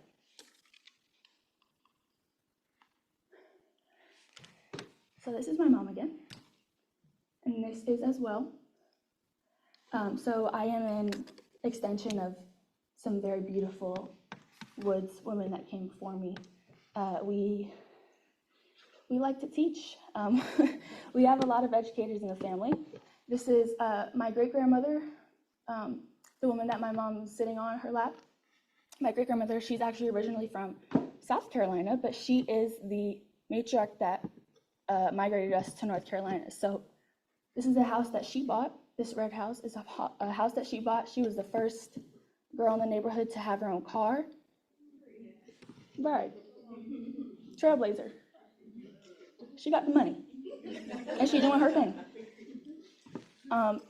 So this is my history. This is where I come from. And I come from intelligent Black women that want to give and want to sustain health. My mother opened the first outdoor preschool in New York. So again, this is not just my idea. This is my childhood. This is my history. I am the customer. I had this. And I don't see it down here. I have not seen, and I don't see it anywhere else in New York. I used to go to her class every day after I got out of school, elementary school. I would just walk over and spend time with all the babies in the park, and we would go on walks. We would build forts, scavenger hunts as science, painting as therapy, as regulation. Small things that we do not understand or recognize, for that matter, as revolutionary. Small acts are the change, and this is the change too. So I was basically a student in the class, and it taught me a lot. It taught me everything that I need to know to now want it. Obviously, I'm still learning. She then obviously went on to get her social work degree, as I said, and my mother and I are very close. She's kind of like my best friend my whole life. So I was there a lot, and I feel like I got maybe 1/8 of a social work degree with her. So having that also, not to take her successes as my own, but just saying that I've had a lot of exposure to different worldviews, and the importance of recognizing my space in that, recognizing the power that I have and the responsibility that I have to enact that power, to give. So these are the children. This is one of the classes for Play by the Park or Prospect Explorers. There were 2 names for the outdoor preschool. But yes, on a field trip to the beach, just walking and learning so much more than so many students are sitting down and hearing lectures. Even this, if we were all sitting in the grass, how much more do you think you would be listening to me? So, as I said, there's very few, I'm sure that I may have overlooked. I did not find any outdoor preschools when I did my search, but I can look longer. But I did not find any. So this is a complete gap. This is not just a small little white space that needs to be touched on. This is a complete erasure, a complete lack. which opens up possibilities.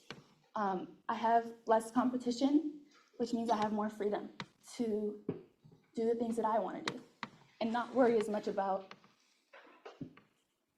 money or superficial standards of success. Yeah, we all know basically how good nature is and how good community is. Saying more how Black we are and how embedded it is into every aspect of society. I would say even education at a college level, we see adults as so far from childhood when it's not true at all. We have very similar needs as children. We still need to feel connected. We still need to feel like we're all friends, or that we all love each other, that there is not any hatred. We still need to go outside, sit down in some grass, and take a deep breath. These are not things that we do. We still need time to get up and walk around, but we have lectures. So every single aspect of every single grade of education has been deliberately formed to cause harm. This is not a mistake.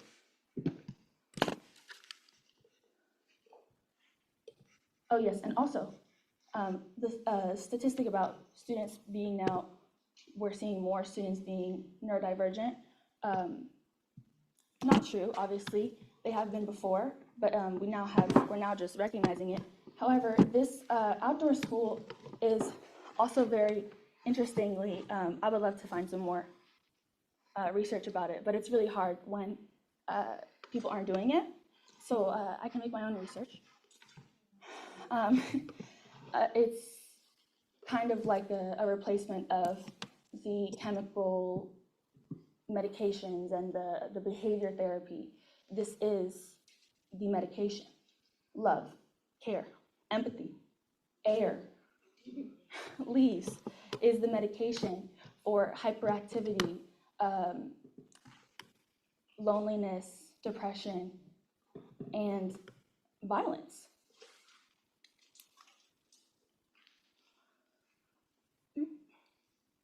Okay. So the business model. So private school as it stands right now is another extension of that inherently racist model of education. It becomes more and more inaccessible, more and more expensive, more and more elitist for children of color, children of misrepresentative backgrounds, children that need it the most cannot access it. And this is also very deliberate. If you take one thing away from this, I want you to know that the reality we're living in is not a mistake, and it is structured to keep us where we are, and we need to recognize that if we hope to change. So recognizing this fact that Black children and children that can of lower socioeconomic background cannot access quality education, the step to the solution is not prioritizing money. I'm a believer that what I need will come. My ancestors will look out for me and I will look out for me. And I trust in myself to do the due diligence to put the values that I have at the forefront. And I do not value money. So I trust that I will find a way to make that happen so I don't have to care about it. Because I will keep my scholarship low. My tuition very low. But we will still be sustained, and I will still be not without. And also, so for parents that cannot provide even the low tuition, sliding scale. We see this still it's happening now, sliding scale for students of color. But to a higher degree, pay what you can. If you can pay me $1, thank you so much. I appreciate your contribution. I'll see you Monday for class.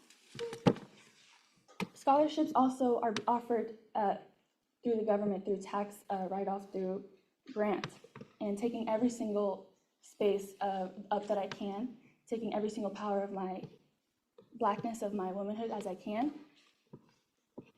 getting other people to pay for what we are doing. And also, parents can offer help in other ways. They can volunteer, they can be part of the PTA, or they can just be kind to their child at home, which is also a extremely important part of the process. So this would be a sole proprietorship of educational services. And speaking back to not worrying forefront about money, having other lines of income. So the school would be available to be, the school and the farm would be available to be rented as a space for field trip for other events and for other educational needs. They can pay either just for the space, just for access to the animals, to the land, to the crop, or to me as well as an educator.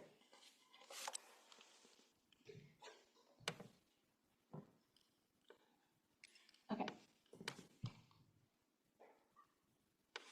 So yeah, as we were already talking about, marketing starts with things like this. And this is a local thing. This is not about to put me on billboards across America. So the focus is organic, authenticity, and real connection. This starts with, now, I'm already in the industry. I'm in a degree of education, which is already opening me up to such intelligent educators and the network that I need to give me the foundation. I've been working in childcare since, it feels like since I could remember, but it's not, just because of growing up with a mother as a teacher. And then also recognizing the revolutionary access that tech has brought, but the caveat of the disconnect that it allows us to experience. And over-reliance on, especially with Gen Z, we have an over-reliance on our devices, and now we do not know how to interact with each other. We don't know how to ask for help. We don't know how to say hello, which is something I still struggle with. So recognizing that and still having in-person and hands-on care and warmth to spread the outreach. So having a location that people can come to and talk to do everything that they need to do, finding access to local newspapers, local magazine and articles. And then also making sure that there is no doubt about what I believe and what I enact, clear political affiliation, clear support of the people that need support. So in the future, I see this going on for as long as it possibly can, past when I have found my end. So as success and revenue continue to grow, I hope to broaden the age range, first to expanding to elementary students, hiring teachers, expanding the accreditation, and just doing more work, obviously, and building another building for the elementary students. Hopefully we can go all the way to middle school. I cannot serve older students because of because of the size, and two, because of the different educational needs. However, as I was saying, high school, young adults, older adults, elderly, they do not stop needing the same exact things that children do. So hopefully what this is an inspiration. This is the first step in the right direction. Hopefully there will be an outdoor college. I would love to go. And then also, this would be likely actually before the school or in conjunction with regular farm expansion of Woods Cooperative LLC. This would be a partnership that is basically operating as any other farm does. Monthly, annual subscription to being able to pick up produce or any kind of goods offered from the farm, eggs, milk, or the one-time fee of doing such. And then you have your animal access, riding horses. People like to do goat yoga. I've never done it. I would love to try that. And then a farm access, that's something that I would love to pay for right now. I wish somebody was doing this right now, just so you can go be in some dirt if you want to. Love to sit in some dirt or garden. And then weekend classes focused on anything to do with the land. We can make our own things with raw materials, meditation in the trees, anything you can think of. So the total estimated cost, we have a lot there, but this is not the forefront of concern. There are a lot of, as I said, first-time land grants, Black female entrepreneur grants, schools that serve students in need grants, things to help with these costs. Yeah, the money will come. So I don't want you to take away from this as a ask for investing. What I hope that this does is clears the air of skirting around an issue, because that will not allow us to change. Oppression lives in silence, and it lives in making us believe that we can do nothing about it. It lives in separating us and diminishing access to community. And I hope that you all recognize the power that you have to love each other, to love your land, and to love yourself. This is a revolution. It starts with just listening, and it starts with just acting. Small things. Thank you so much.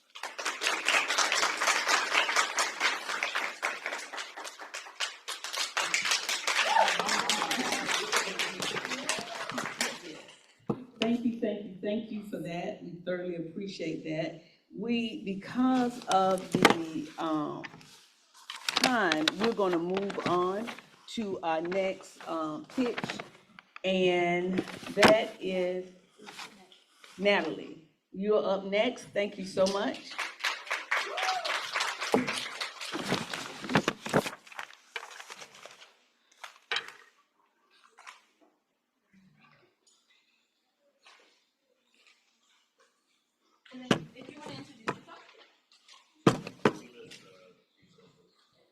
Good afternoon, everybody. My name is Natalie Davis. I am a business administration major, freshwoman from Orlando, Florida.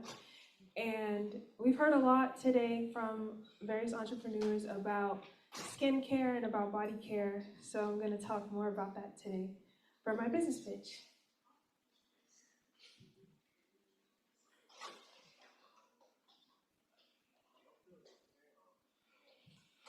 So my business pitch today, no, you're okay.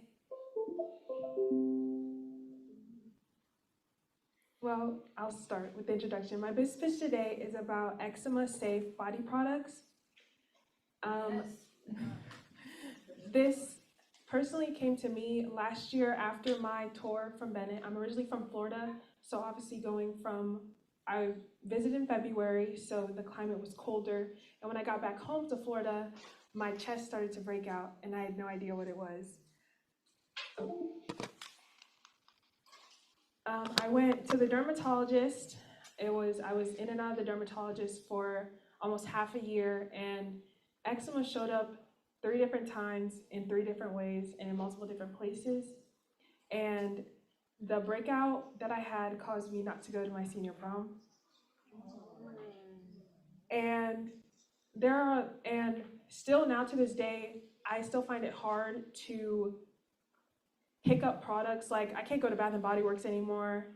I can go in, smell the scents, but I'm very cautious about which ones I pick up. Careful that the ones that touch my skin don't cause an outbreak.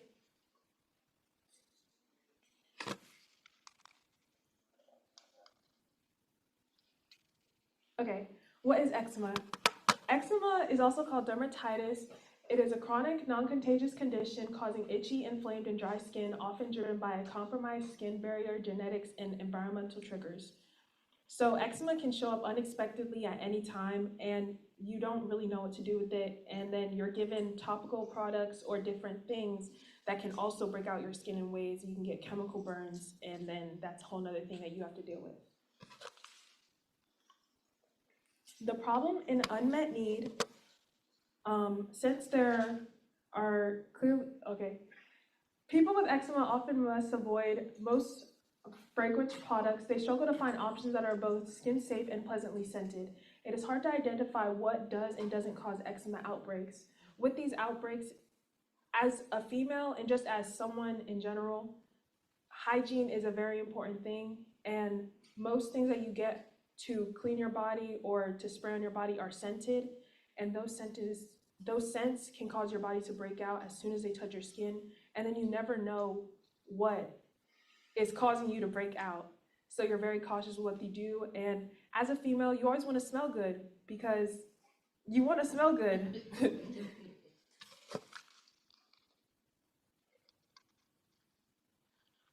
Our target customers are obviously individuals with eczema and sensitive skin, but also clean beauty consumers. People don't like the preservatives or the chemicals that come in other body products, so these are also open to anybody that wants vegan or just safe products to use on their skin. The proposed solution is to create body care products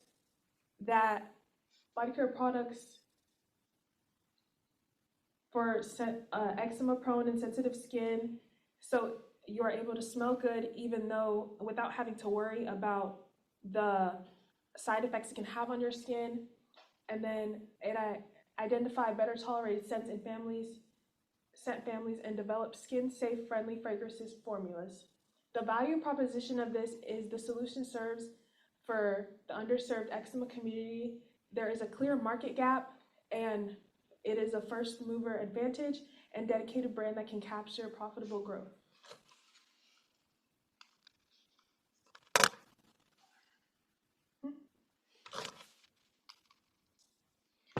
The market opportunities, it creates body care products specifically formulated for sensitive eczema-prone skin, enable people with sensitive skin to enjoy scented products without irritation, and identify better tolerated scent families and develop safe skin-friendly products and formulas. There are many body scrubs out there, but there aren't many perfumes, and there aren't many body washes. Like Dove has sensitive skin, but most of them, they just smell like baby powder. And not everybody wants to smell like baby powder all the time. So you want the ones with nice floral smells or the ones that smell like fruits, but most of the time those artificial scents can cause your skin to break out. The innovation of this product helps safe fragrance redesign, clinical luxury positioning, and emotional identity through scent. Because most people, they have a signature scent, and as someone with eczema, it's hard to find your signature scent, especially when you're trying to look out for the products that don't affect your skin. Marketing strategy and vision growth. To market this product, I would use social media and influencer partnerships and community education. There are multiple influencers out there with eczema that can help with the promotion of this product. It helps product expansion, retail partnerships, and inclusive beauty movements. Thank you so much. Does anybody have any questions?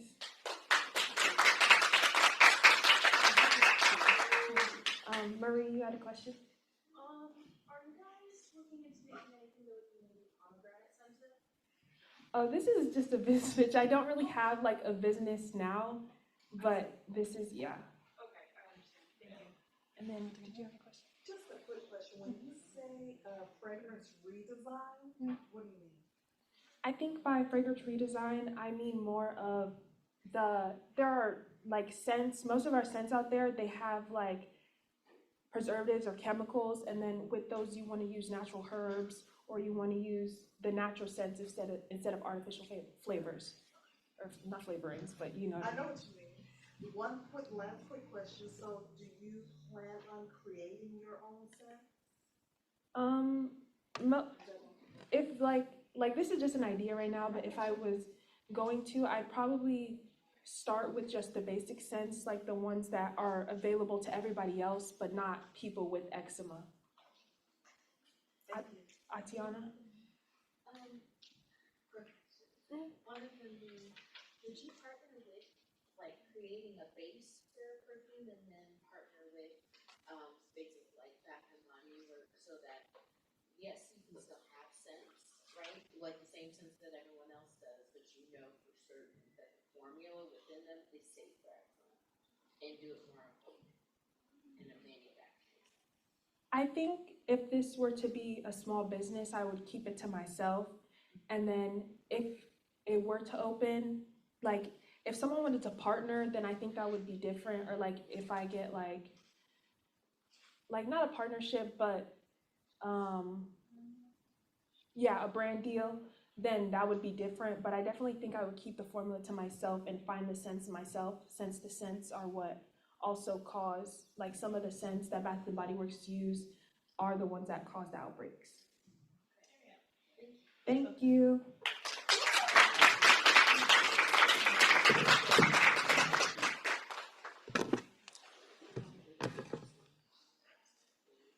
So Ocean is our next presenter.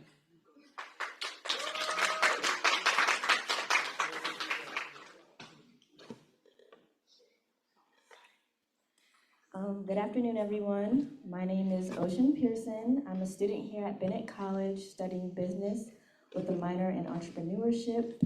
And I'm from California, by the way. Oh, okay.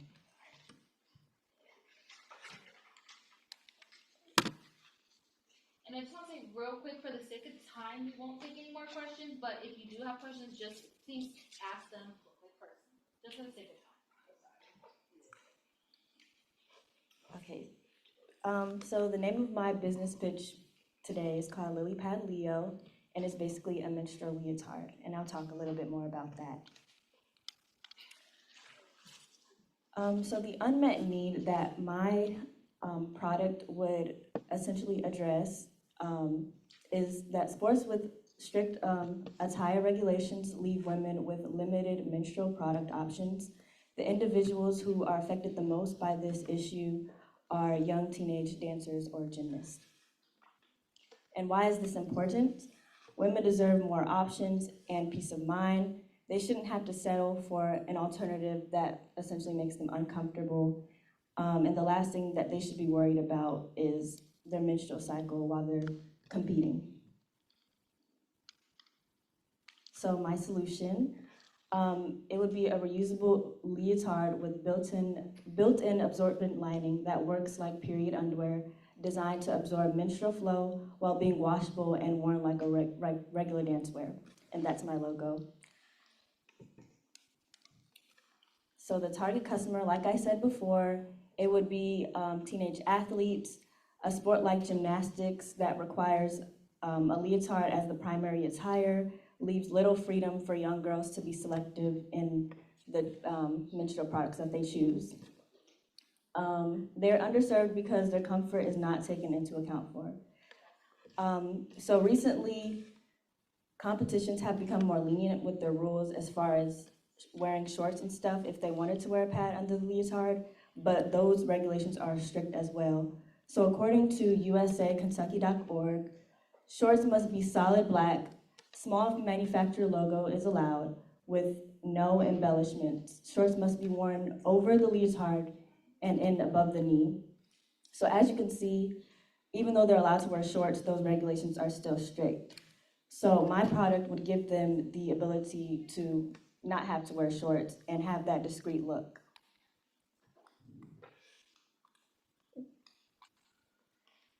Why is it valuable? So it's valuable because it'll provide young girls with the certainty and peace of mind. It'll help keep women focused on their activity instead of worrying about staying dry. Customers will care about the product because it addresses their need and it also appeals to their comfort. So why is it more than an idea and how could it become a business? According to usagym.org, approximately 67,000 girls between the ages 12 and 18 participate in the USA Gymnastics Junior Olympics program. So in summary, there are so many girls who would need this product and who experience the issue, so there's a need and the gap is clear. So my next steps toward making this into a business would be creating a prototype of the leotard and going through the trial and error process of what works and what doesn't work. Additional steps to creating like a business would be, of course, identifying the market gap, which I've already done, trial and error process, which I plan to do, figure out what makes the product unique and valuable, and also working with local businesses or just networking, and then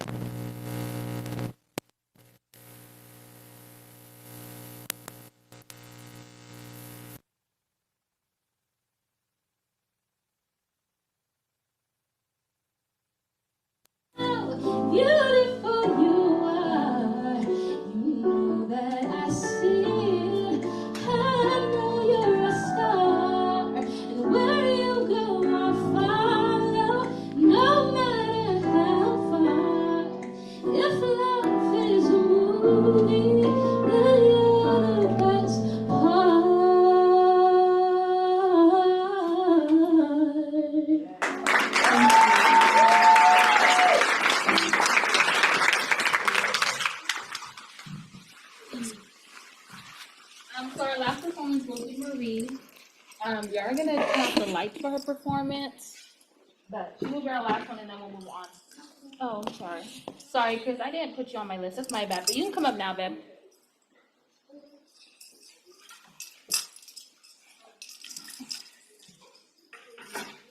Sorry, I didn't write it down. That's my bad.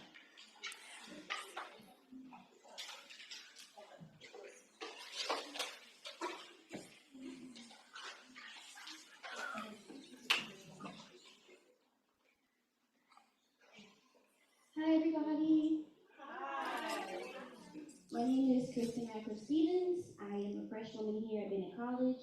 I am majoring in journalism and media studies with 2 minors in English and theater. I'm also from San Antonio, Texas.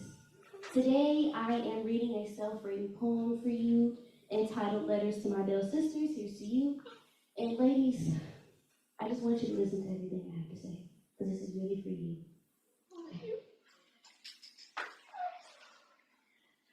Dearest, gentle Bell sisters, I hope this letter finds you well. Here's to you, flowing like sweet champagne, full of love, light, laughter, and ringing joy bells. Here's to you, waving goodbye to defeats, heartaches, pains, and yes, even that boy's hell. Here's to you for being your sister's sunshine, even through her darkest, cloudiest, stormiest day. Here's to you, knowing that the life that you spoke into her shall never die in vain. Here's to you, my sister Bells, for truly always doing it well. Here's a reminder that you made it, so please go outside, reflect, and do not dwell. Do not dwell on missed assignments, broken promises, or maybe not the best grades. Go celebrate, dance a little bit, and even let down your braids. Because your journeys, past, present, and future tense, means that God has carried you through. Like a well-stitched, never-ripping suture, He is and will always be guiding you. And finally, here's to us for loving each other through thick and thin. Here's to us for graduating from strangers to now dearest friends.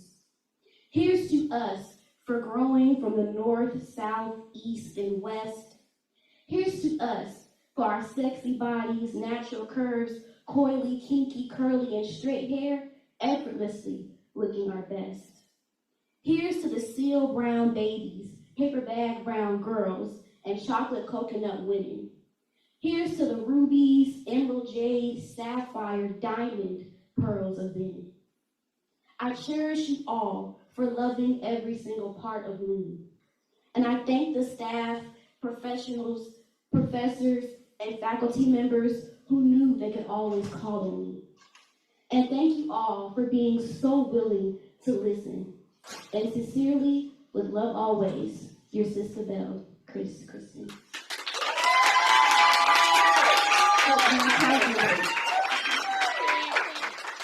Yes, shout out the queen. Okay, now last performance, sorry. Marie.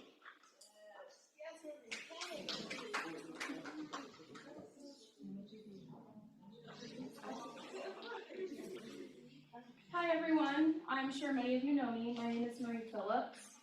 My talent is going to be a little bit unorthodox, as you can tell by the dimmed lights. Many of you who know me know that I have a joint disorder which causes me to walk with a cane a lot of the time. Recently, through my girlfriend, I have experienced a new community called the Koi Community that is all about experiencing life together one moment at a time and enjoying music together. This is going to be a completely improvised dance, as Koi usually is. No 2 Koi routines are the same, as they are not routines. They are made up in the moment. I am talent number 2. Thank you for your time. Do you need any more? Oh, not yet. Sorry. One sec. Okay, I'll put it back on the stand.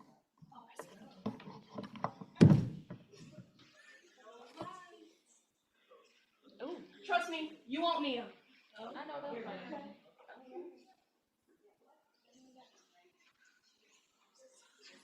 Hang on. They got tangled. Give me 1 second.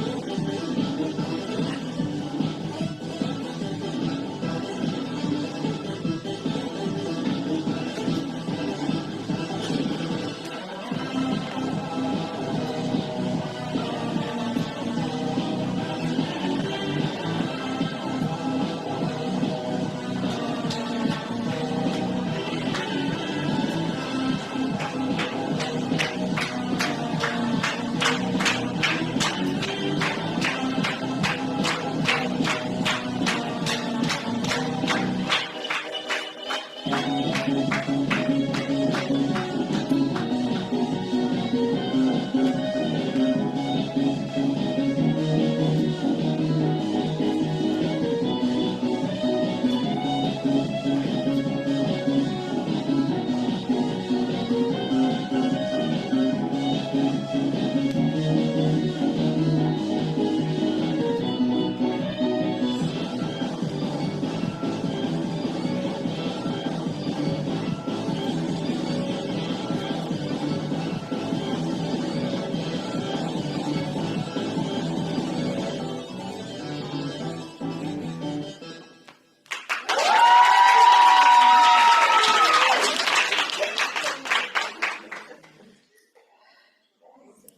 you.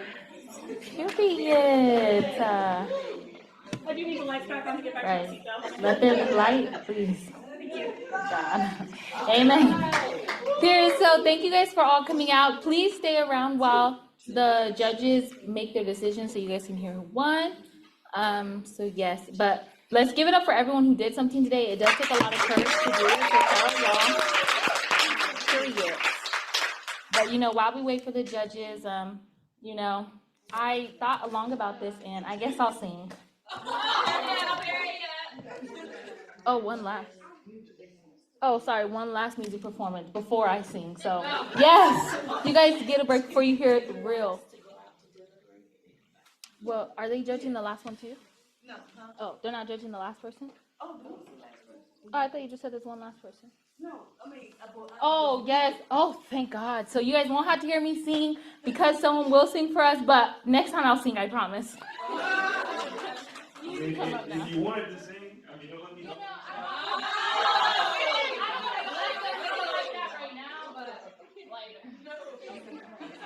Yeah, like later I'll bless y'all, not right now.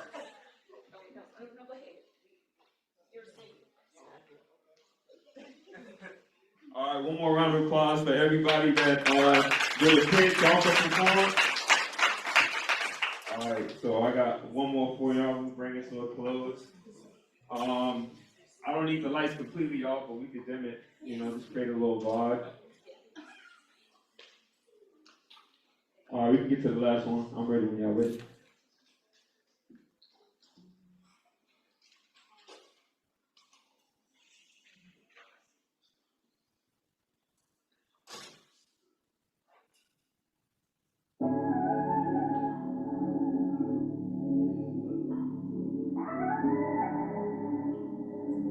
Y'all enjoying yourself? Y'all having a good time today? All right, cool. Yeah. Look, ain't no party like an Aaron Watts party, cause an Aaron Watts party don't stop. Ain't no party like a Black Rose party, cause a Black Rose party don't stop. Shorty came round a young man, get money, I could really make Shorty heart stop. Shorty came round a young man, get money, I could really make Shorty jaw drop. Look, I'ma go suit top, you go black dress. I'ma be there quarter till, send me the address. We making progress, we should hit the coast, making the coupe go topless. Yes, Shorty wanna role play, she was an actress. Baby girl say less, took her out for drink, she was batting her eyelash. Brought her to the crib, we was ordering DoorDash. Shorty wanna sign, so I'm changing the forecast. When they think they rap, then you know that I outlast. Boys I see past, we was overseas and we ordering sea bass. Maybe I'm too fast. When they count me out, then you know that I creep past. They was meditating on the boys on Dreamcast. Till these boys slow, then we chill at the free pass. Ain't no party like an Aaron Watts party, cause an Aaron Watts party don't stop. Ain't no party like a Black Rose party, cause a Black Rose party don't stop. Shorty came round a young man, get money, I could really make Shorty heart stop. Shorty came round a young man, get money, I could really make Shorty jaw drop. Yeah. Alright, look, we still vibing. I need y'all to take y'all phone now, turn the light on, we gonna wave. We're gonna have a little, that's fine, that's all good. We're gonna make it a light show, we're gonna vibe for a little bit. Yeah. We all got the same page, right? Yeah. Look, Shorty wanted, so I'm thinking that neck froze. Millions of black rose. Many niggas slow, but they wanted a hand froze. Yeah. Shorty got her nails done, baby, I like those. Baby, I'm 10 toes. About to take off, baby, still in the flight clothes. Look. Baby, I'm innocent. Black Rose gang got her moving so militant. Shorty so sweet and her body like cinnamon. Baby really cold like she Detroit, Michigan. Man, I really cook, I'm talking 3-star Michelin. Got these boys shook, make you feel like a kid again. Working with the troops, call the boys like Ritalin. Working with the team, we was busting up dividends. Man, is you kidding me? Why you talking crazy when you know it don't get to me? Know they be sick of me. Catch me on the beach, shorty laid up feeling me. Yeah. Look, been a few months, shorty turned into boo thing. Been around the boys, she was picking up loose things. She wanted at the crib, I was thinking the same thing. Why? Cause ain't no party like an Airwatch party, cause an Airwatch party don't stop. Ain't no party like a Black Rose party, cause a Black Rose party don't stop. Shorty came around a young man getting money, I could really make Shorty heart stop. Shorty came around a young man getting money, I could really make Shorty jaw drop. And that's a fact. I appreciate y'all being in college. Once again, I go by Wise, WI$E. Look me up on all streaming. Follow me at Enterprise Wise on Instagram. Yeah.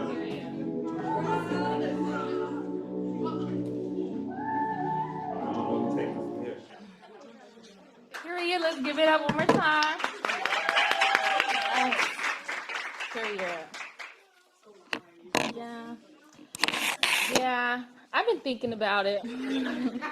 You know, there's just a lot that goes into singing, like talent, and that's what I lack. So, I'm just kidding. But anyways, if you guys had to say something you guys learned today or a product you guys want to see, time for Q&A. Gotcha. What product would you guys want to see? That you eczema? Oh yes, please. Frostbite. Leotard. Yeah. Yes, the boots. Yeah. Y'all? Oh yes, and the crochet. Yes. Period. Make sure you guys buy, because she is a business, so make sure you guys go book with my sophomore sister. Period. Right? What else? Period. Oh, sorry, that wasn't me. It was just like how the order was. I'm so sorry, boo. But I get it. Sorry. I get it. Yeah. Period.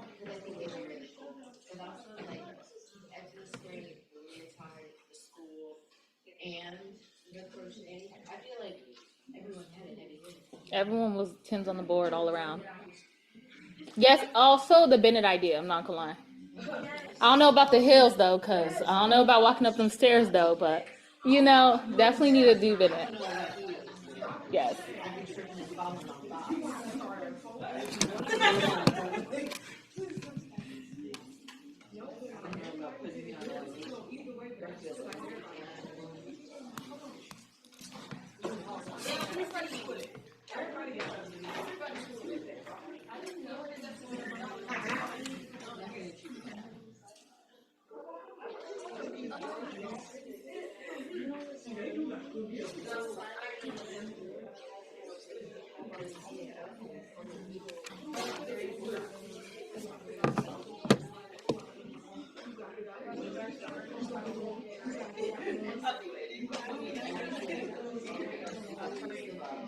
Down, Marie, the boy.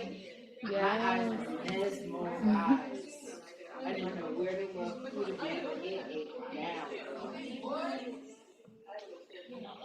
Understand being serenaded. I said, I ain't been serenaded since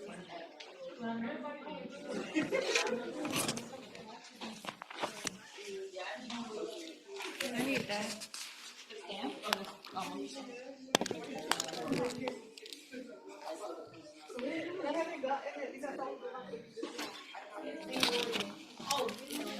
And shout out to everyone who did something. Even though there's prizes all day, you guys did all did a really great job. I can come to that now. And second off, when it comes to prize winner, you do have to split it with the host. Oh. So I'll be at the door. What did you say? Lock me here.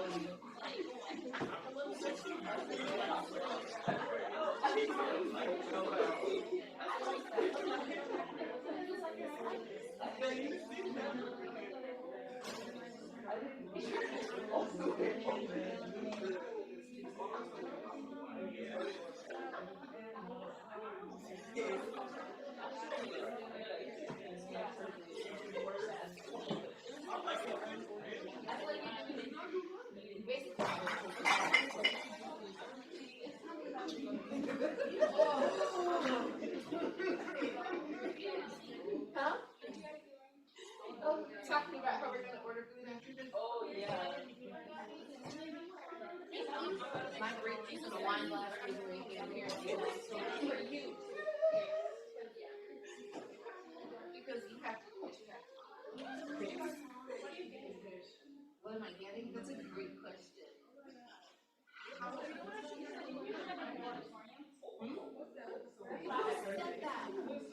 I heard that. I feel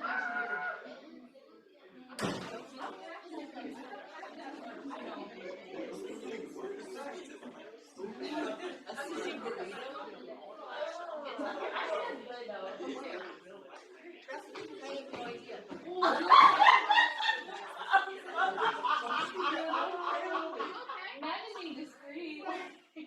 That's just for long people. She didn't ask if I was okay. She didn't check if I was okay. You didn't see my face.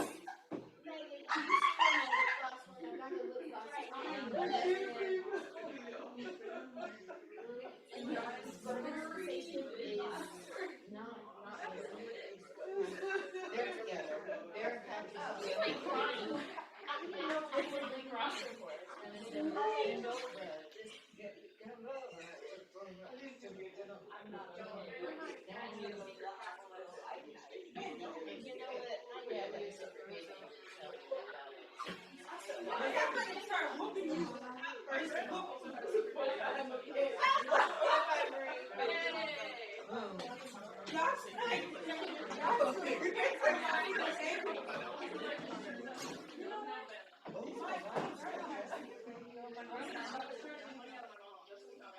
No.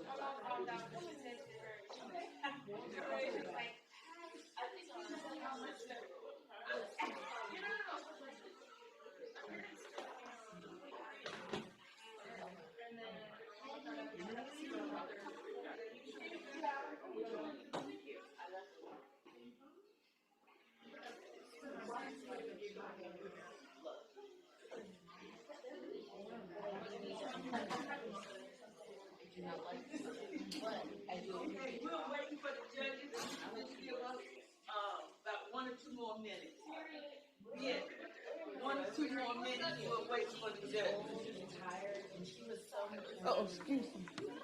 Yeah, we're waiting for the judges. I just want to pause for a second and just share my appreciation for everyone coming out and sharing their business idea and also performing with the talent show.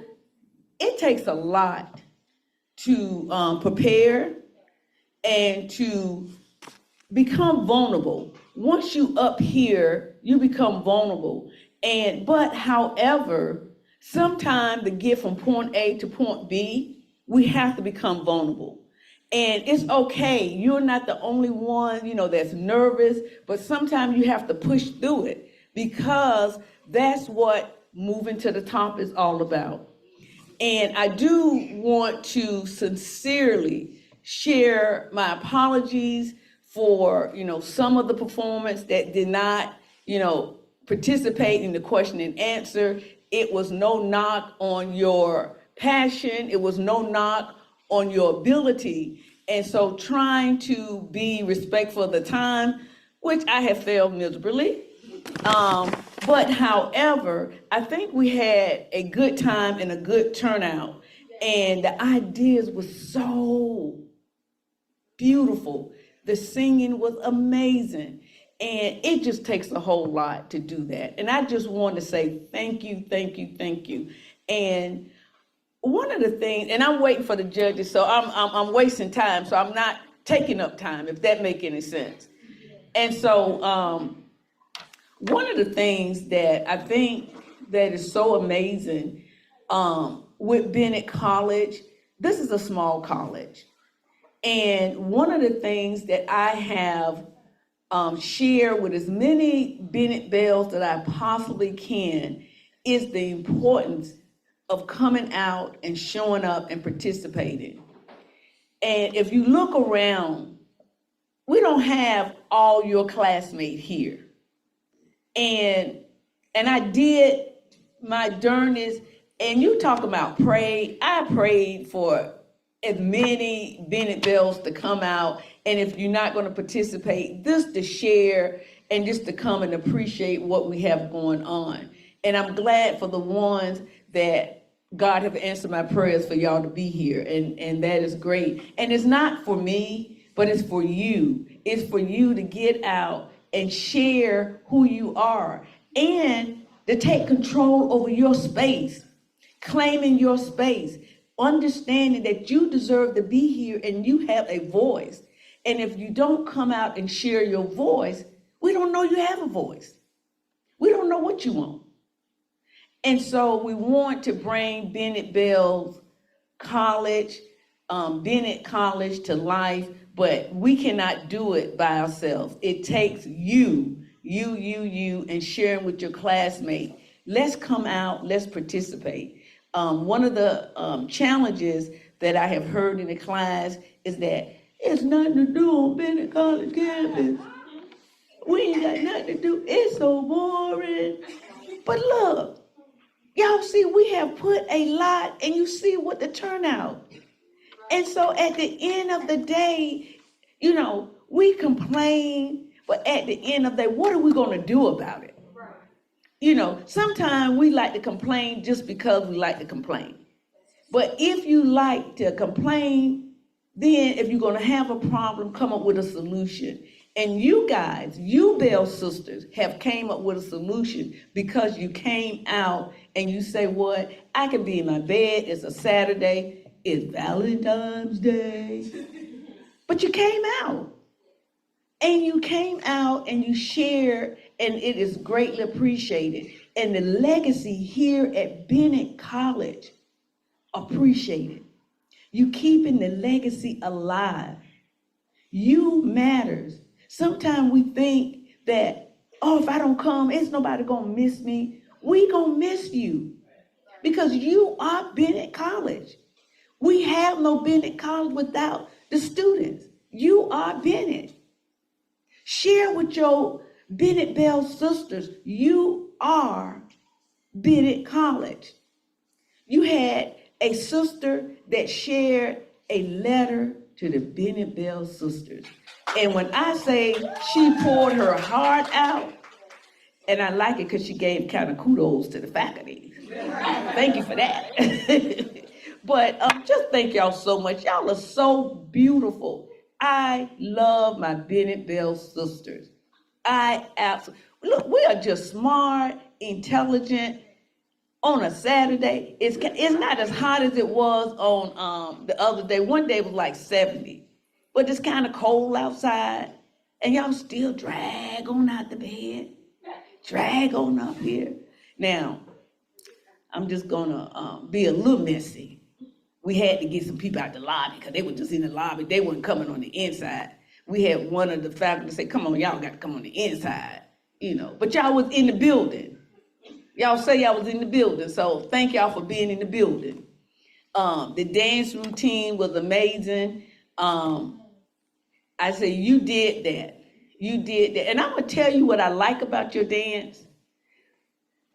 When you say you was gonna dance, now you know we start getting a little scared. You already know that when you say you gonna dance, I'm like, oh my God. And she played the music, and you sit on the chair, and you was like, had the hat pulled out. I said, what in the world is she gonna do?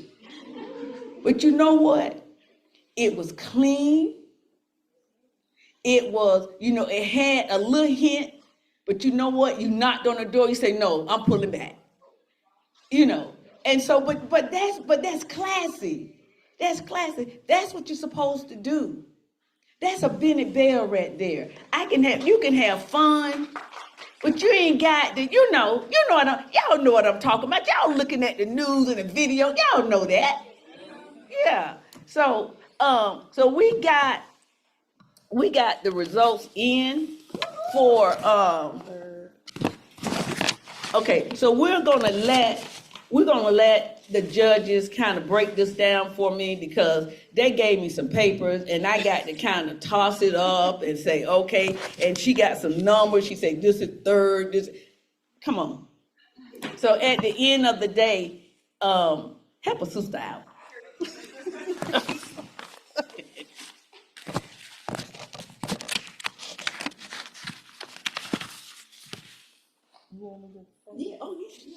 Okay. I moved. I moved. Okay, I moved.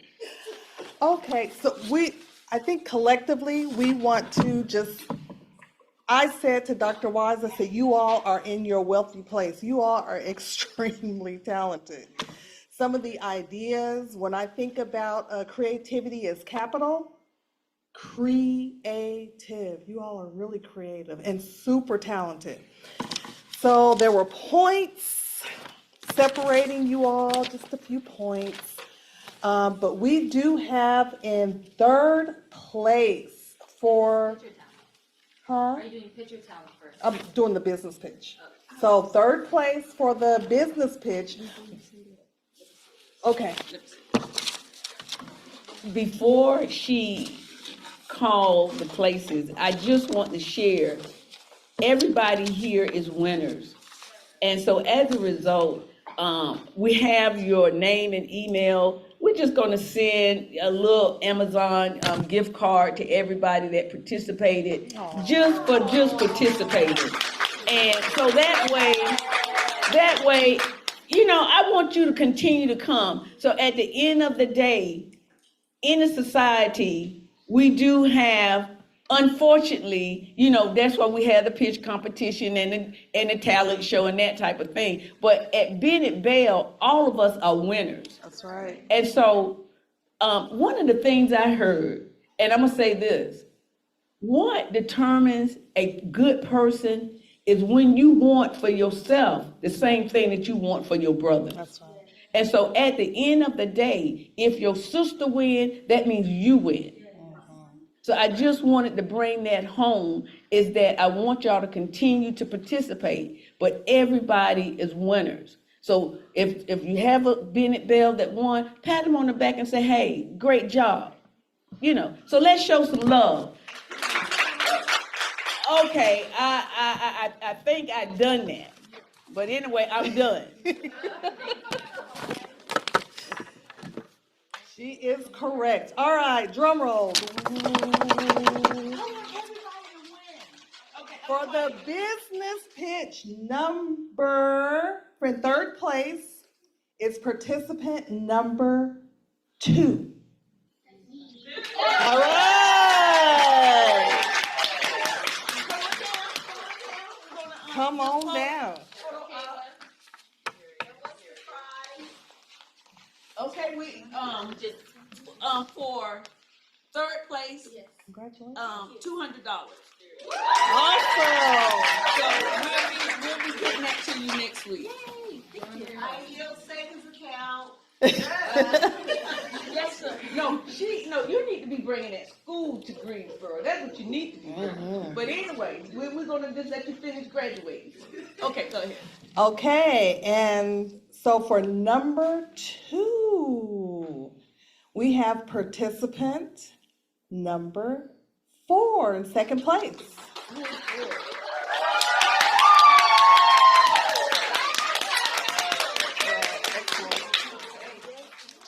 All right. You know we need that now. And what's her prize? $400. Awesome. All right, and first place goes to participant number 6.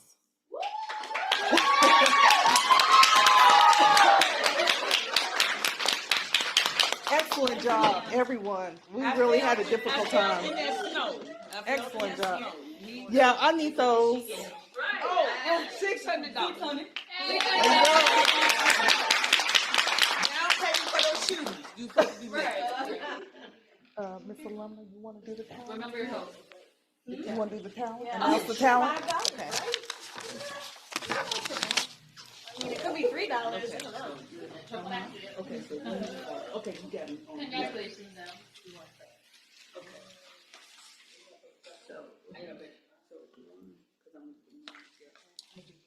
They're right.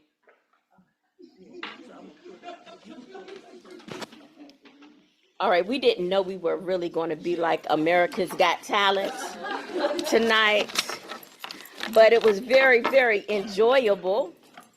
And my heart just is full to see my Bennett Bells actually coming through on a Saturday night in the Global Learning Center, pitching and showing your talent. So I'm not going to belabor this anymore, but the top 3 of our talent showcase. Number 3 is talent number 2. Yes, girl, them lights, we ain't never seen the lights. When the lights went out, I was like, wait a minute, how we gonna see her? And then she came out with the balls and we were like, okay. All right, numbers in second place, talent number 5.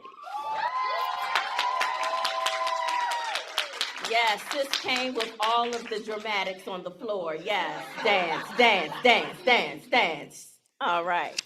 And our number 1 with such a beautiful voice, talent number 7.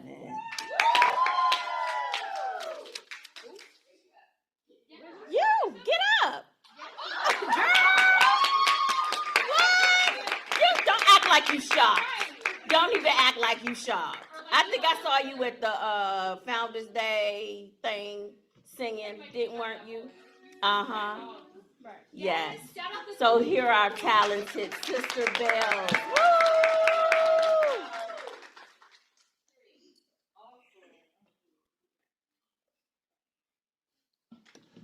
So, happy Valentine's Day. And thank y'all so much for showing up and showing out. Y'all have, oh my goodness, gifts. Love gifts. And so this brings our program to an end. If we could take some pictures with our judges, it would be great. It would be great. And then, oh my God, our volunteers, if you could come and stand up and take some pictures, it would be greatly appreciated. And thank y'all so much. Woo! God has smile on me. That's it. That's all I got right there. That's it. That's it. That's all I got. Thank y'all again. Thank you.